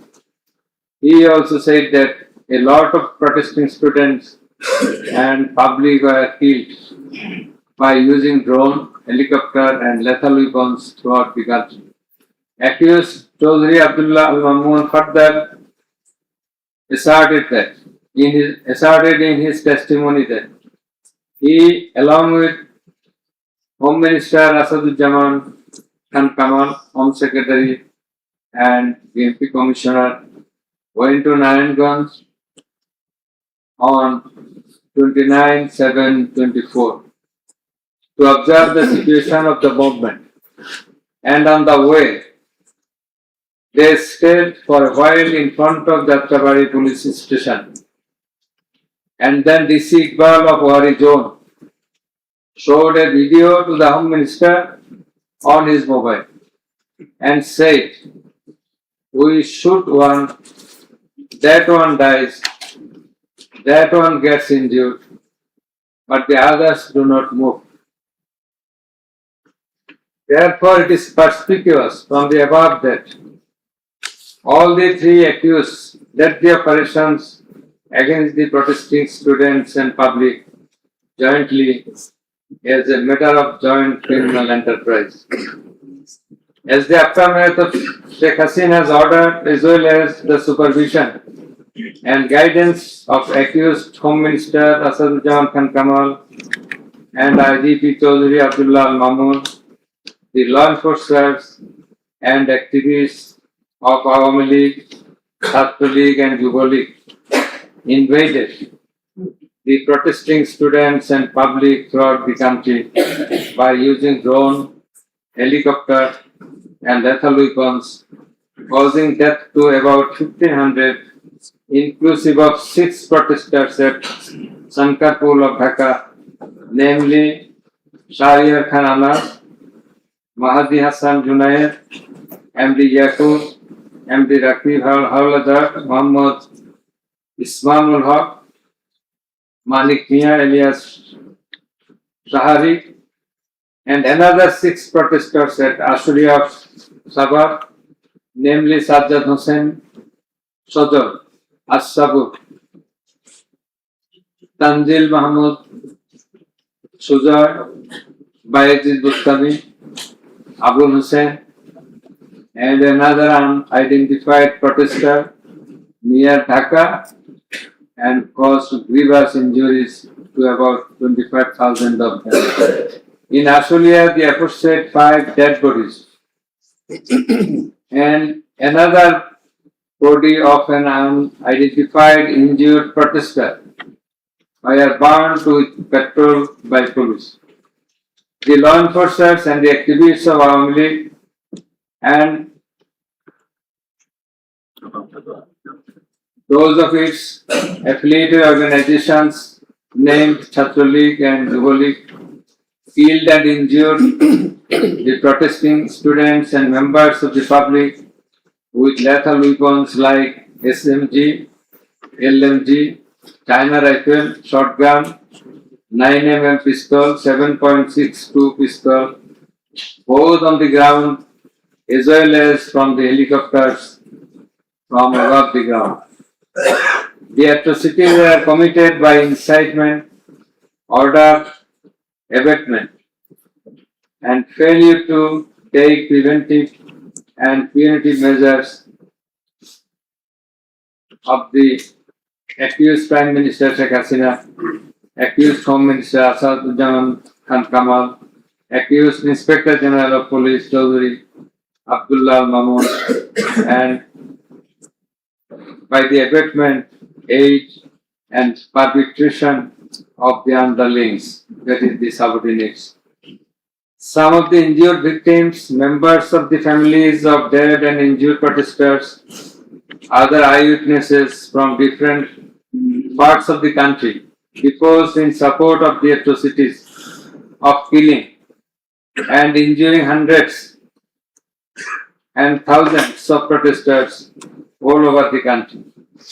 Under the foregoing facts and circumstances, it has ostensibly been substantiated that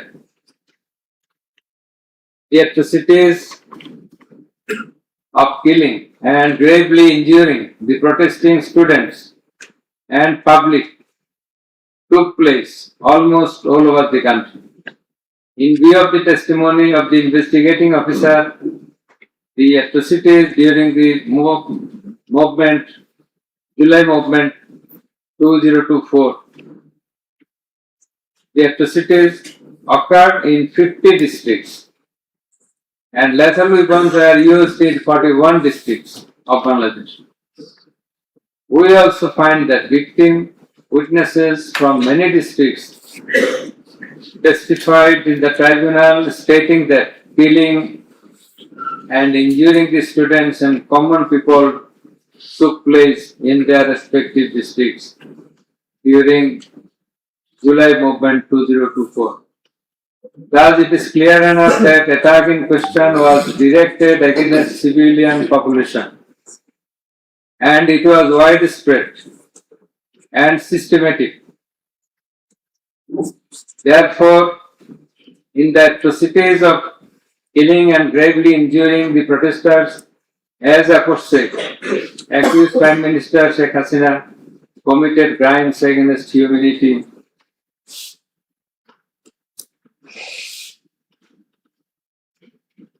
by her incitement, order, and also failure to take preventive and punitive measures. Under charge 1, accused Sheikh Hasina committed one count of crimes against humanity by her order to use drones, helicopter, and lethal weapons. Under charge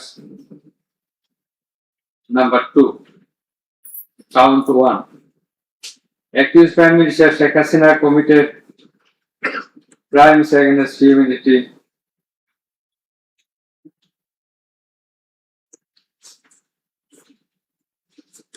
on one count under charge 1.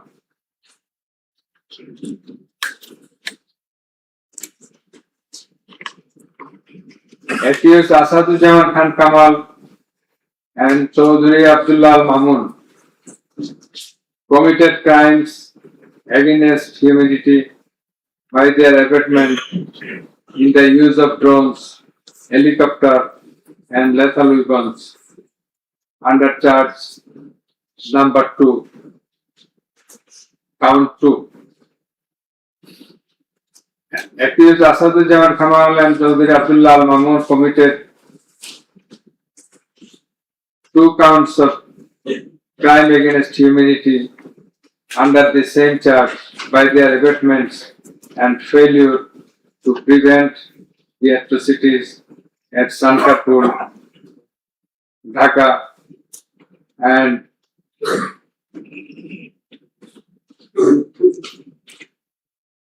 also committed crimes against humanity by their abatements and failure to prevent the atrocities in Asulia, Sabah, Dhaka under the same charge.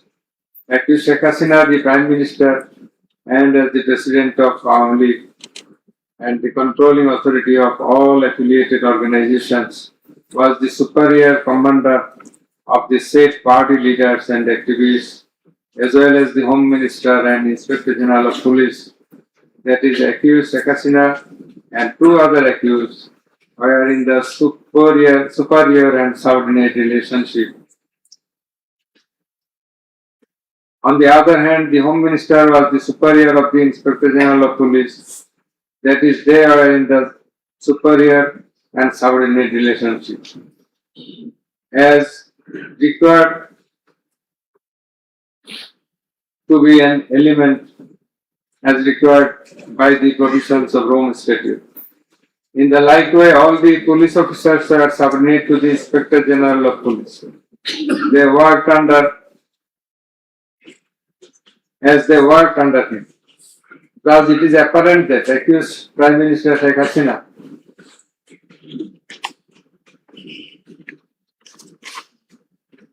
had superior control status over accused Asadujaman Khan Kamal and accused Chaudhry Abdullah Al Mamun, whereupon it was her responsibility to take measures to prevent the atrocities in question, which continued for about a month. She did not also take any punitive measures against the perpetrators. In the like way, Home Minister Asadujaman Khan Kamal held superior command responsibility over the Inspector General of Police and other successive other officers, and as such he had the responsibility,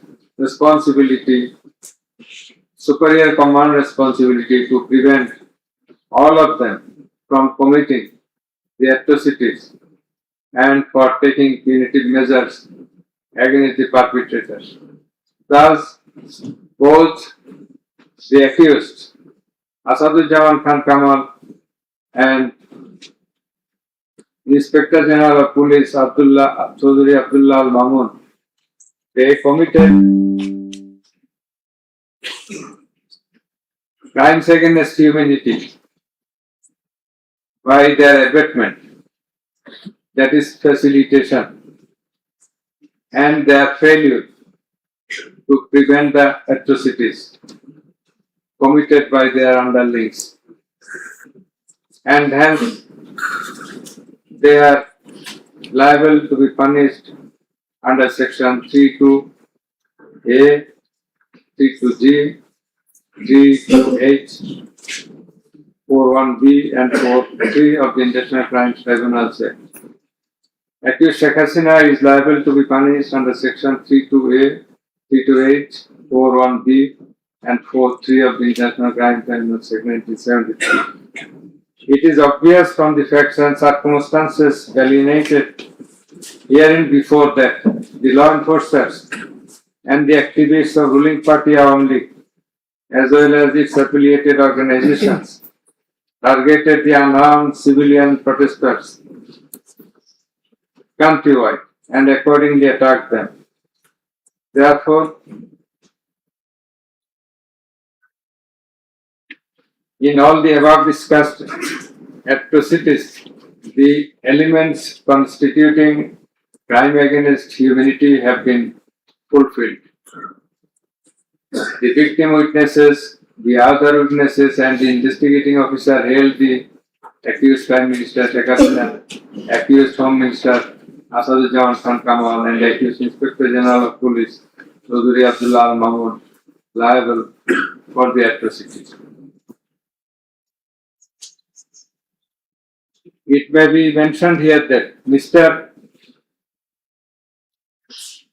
Chaudhry Abdullah Al Mamun, Inspector General of Police, has been tendered pardon on his application pursuant to Section 15 of the Act, with a view to obtaining his evidence.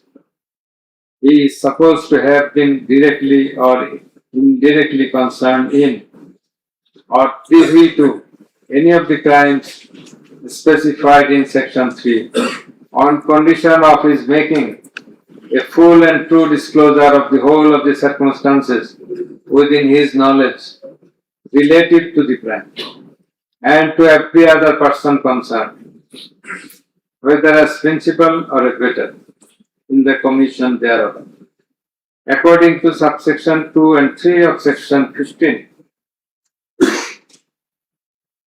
He has been examined as a witness and detained in custody until today.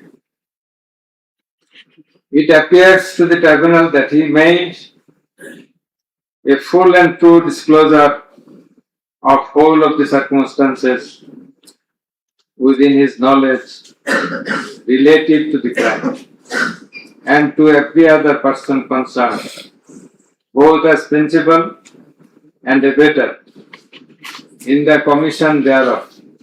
He categorically admitted his involvement in the alleged acts and disclosed that a core committee consisting of Home Minister Asaduzzaman Khan Kamal himself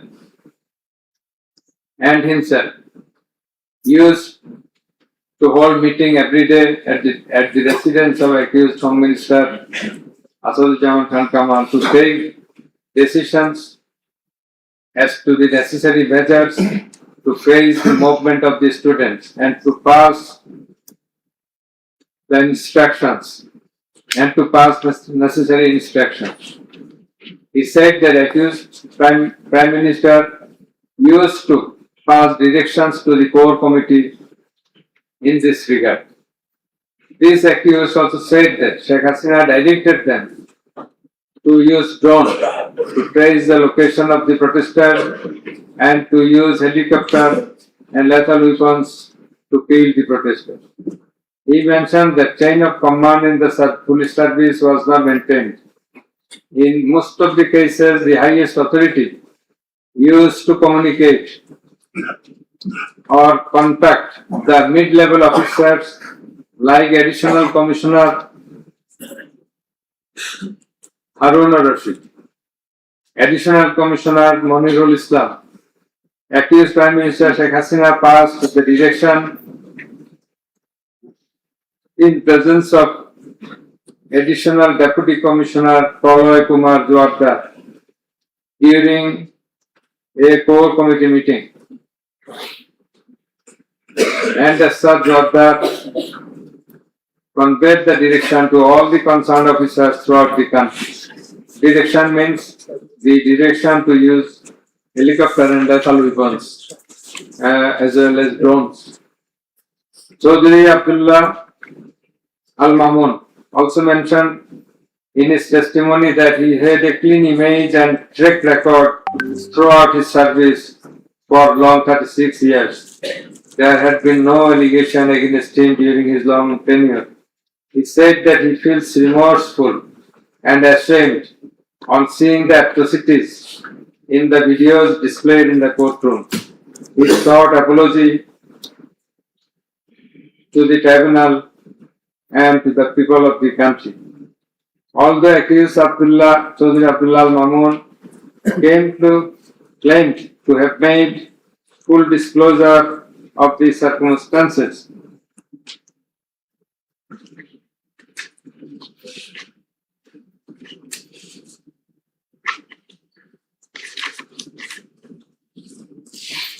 and we do also believe that he made a full and true disclosure. But the offences he committed and admitted is punishable with the capital sentence.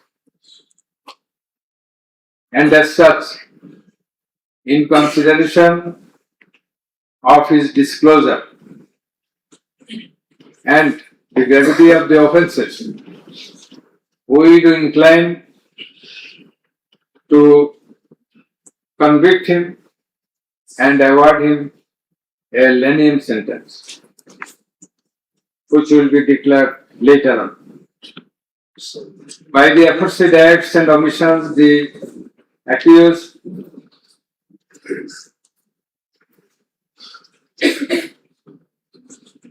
committed crimes against humanity under section 3(2)(a) subsection D clause 8 4(1), 4(2), 4(3) of the International Crime Tribunal Act 1973, as stated before.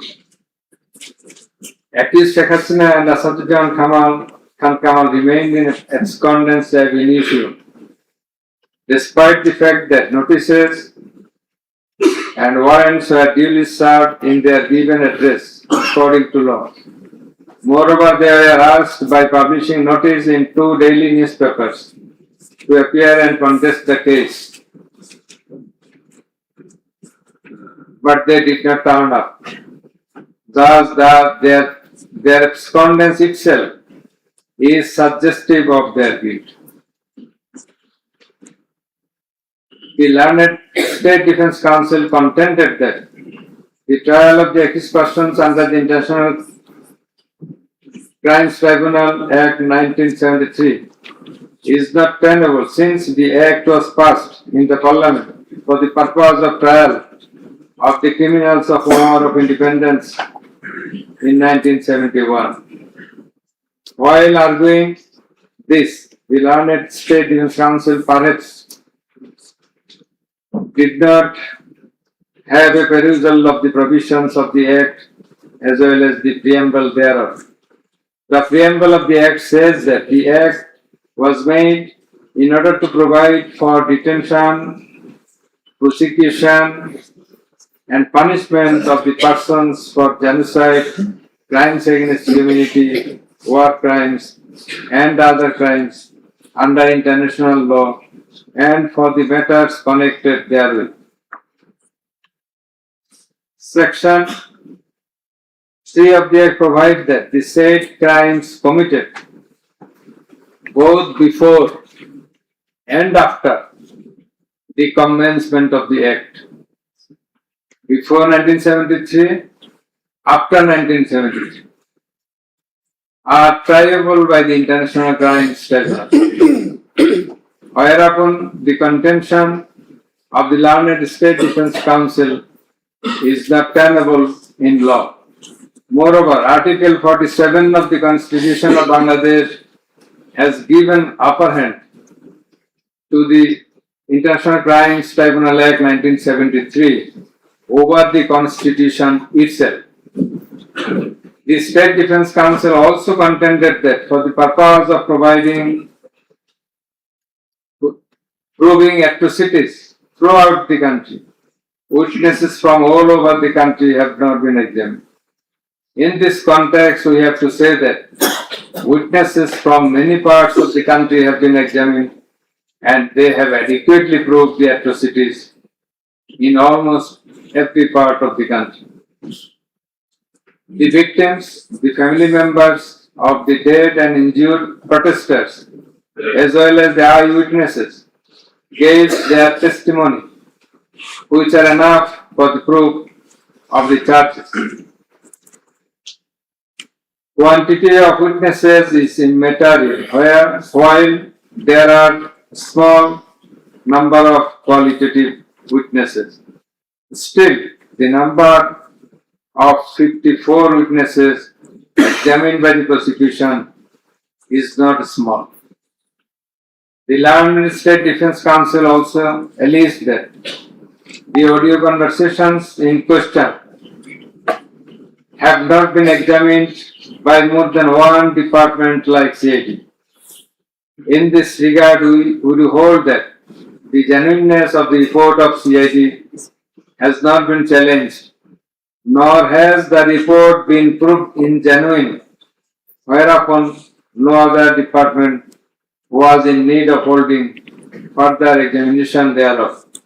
It is the further allegation of the Land and State Defence Council that accused Sheikh Hasina and Asanujjaman Khan Kamal did not incite or order the commission of the crimes against humanity as alleged, nor did participate in the commission thereof, and thus they deserve to be acquitted.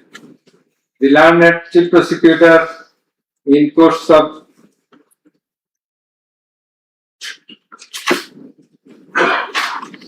summing up,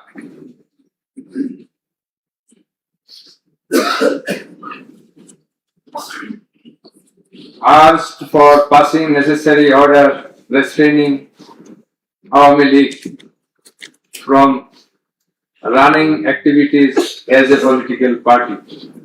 Although the prosecution depicted series of words deeds of Awami League regime in the language of the prosecution, since achievement of independence of Bangladesh in 1971, the tribunal does not incline to discuss on this point, since this is not the issue of the instant case. It has come to the notice of the tribunal that accused Sheikh Hasina, in defiance of the orders of the tribunal to appear and contest the case, has given interviews in the media wherein she denied the allegations leveled against her in this case and also made some derogatory remarks. I have noted this aspect beforehand, but in some of her interviews, she impliedly admitted her superior command responsibility. The United Nations Human Rights Commission categorically stated in its report that the political leaders issued direct orders and other directives authorizing and guiding operations by BGB, RAF, DGFI, Bangladesh Police, and Detective Branch that involved serious violations of human rights against protesters and other civilians, including extrajudicial killings and arbitrary detention. It has been stated in the report that 1,400 people have been killed by use of lethal weapons during the July movement 2024. By the political leaders, the United Nations Human Rights Commission meant the highest government authorities. The authorities in question are unprecedented in the history of Bangladesh. The nature and extent of cruelty administered upon the protesters, inclusive of infants, women, and old, stirred the hearts of the people throughout the world. On seeing the scenario of death and injured protesters and their outcry in the videos displayed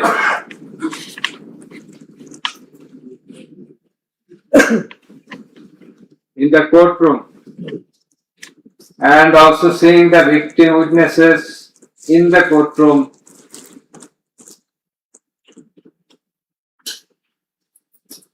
for giving testimony, who lost their scalp, eyes, nose, hands, and legs.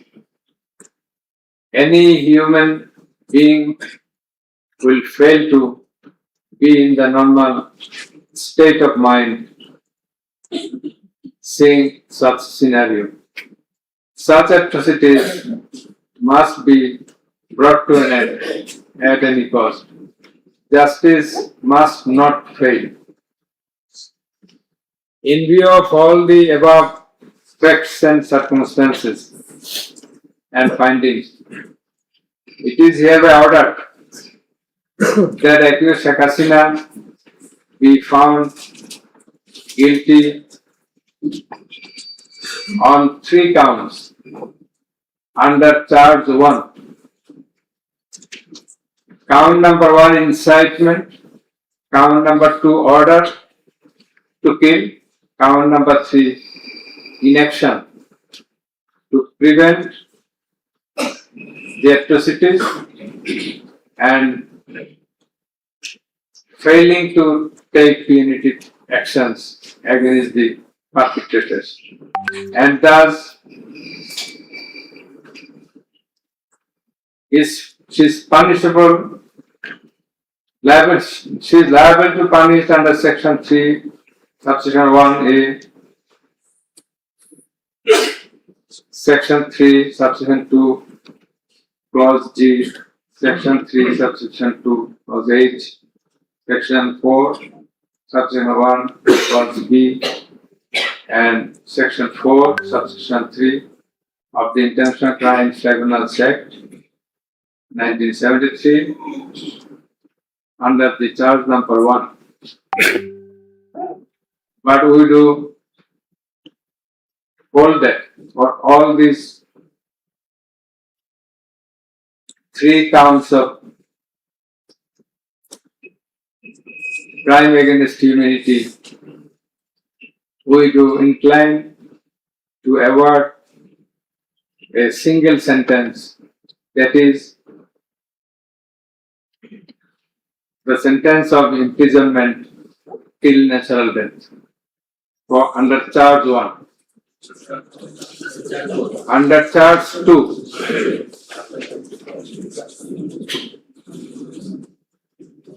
accused Sheikh Hasina is liable on 2 counts. On 1 count, there are several counts. For 1 count, that is passing the order for deploying drones, helicopters, and using lethal weapons to kill the protesters. She committed crime against humanity under section 3, subsection 2A and section 4, subsection 1B of the International Crimes Tribunal Act 1973.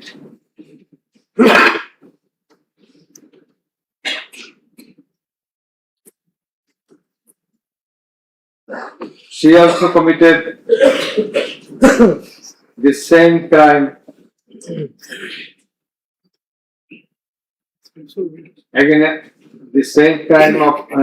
crime against humanity on the second count, killing 6 persons at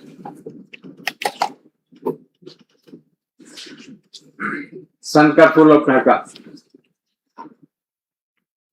which was committed in contemplation, in furtherance, by virtue of her order, as stated beforehand. And similarly, she committed the same crime, that is the crime against humanity, on another count for causing the killings at Ashulia of Sabah, killing of 6 persons. For all these 3 counts, we have decided to inflict her with only 1 sentence, that is sentence of death.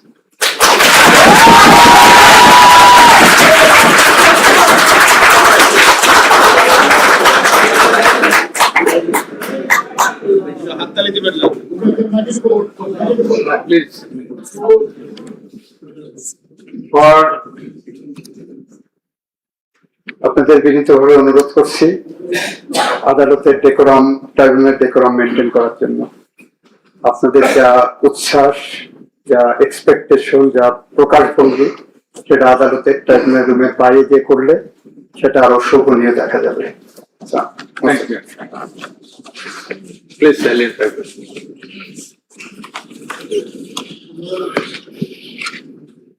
Accused Asadujaman Khan Kamal and accused Chaudhry Abdullah Al Mahmood. Accused Asadujaman Khan Kamal is liable for committing crime against humanity for the occurrence of killing 6 persons at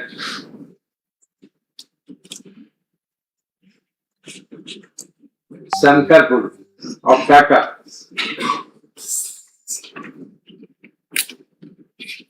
In this occurrence, they are liable for committing crimes against humanity by their abatement and failing to prevent the atrocities and also to failing to take necessary preventive measures, punitive measures. And thus, Asadujaman Khan Kamal is held liable for the commission of crime against humanity under section 32A, 32G, 32H, 41E, 43 of the International Crimes Tribunal Act 1973 for the commission of killing of 6 persons both at Sankarpur and 6 persons at Ashulia of Sabah. And for both the occurrences, he committed 4 counts of offenses, that is crime against humanity, 4 times, by his abatement and failure to take necessary actions in Sankarpur, by his abatement and failure to take necessary action at Ashulia. So for all these 4 counts, we have decided to award a single sentence of death to Asadujaman Khan Kamal. As regards Chaudhry Abdullah Al Mahmood, as I have elucidated before, he has contributed to the trial of this case by making full and true disclosure of the circumstances within his knowledge. Yet, he also admitted, and he was involved in all the occurrences throughout the 36 days of movement. Considering both his contributions, his admissions, with the material evidences to the tribunal to arrive at the correct decision, and also in consideration of the gravity of the offense, we are both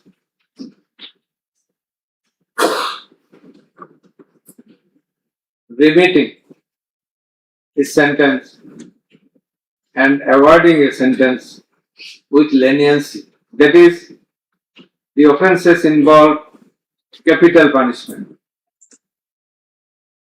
But for his contribution, we have decided to inflict him with a sentence of imprisonment for 5 years.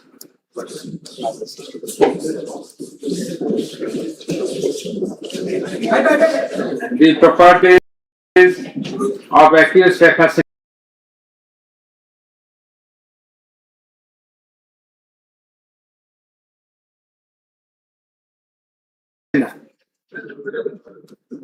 and accused Asadujaman Khan Kamal in Bangladesh be confiscated in favor of the state. The government is directed to pay considerable amount of compensation to the protesters concerned in this case, who have been killed in July movement 2024. and also to take measures to pay adequate compensation to the wounded protesters in consideration of the gravity of their injury and loss.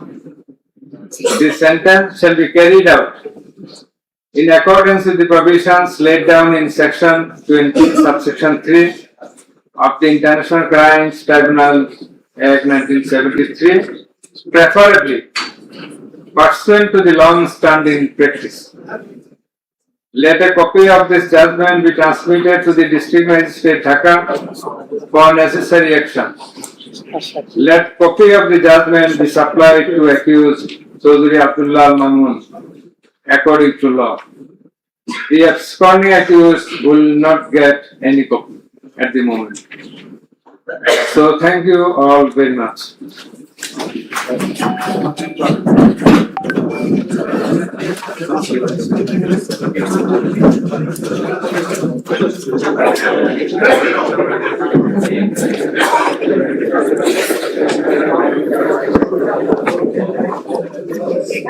Much a pleasure. Much a pleasure. Thank you very much. Much a pleasure. Much a pleasure.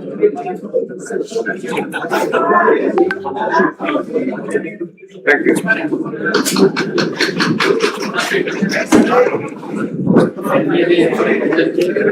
you.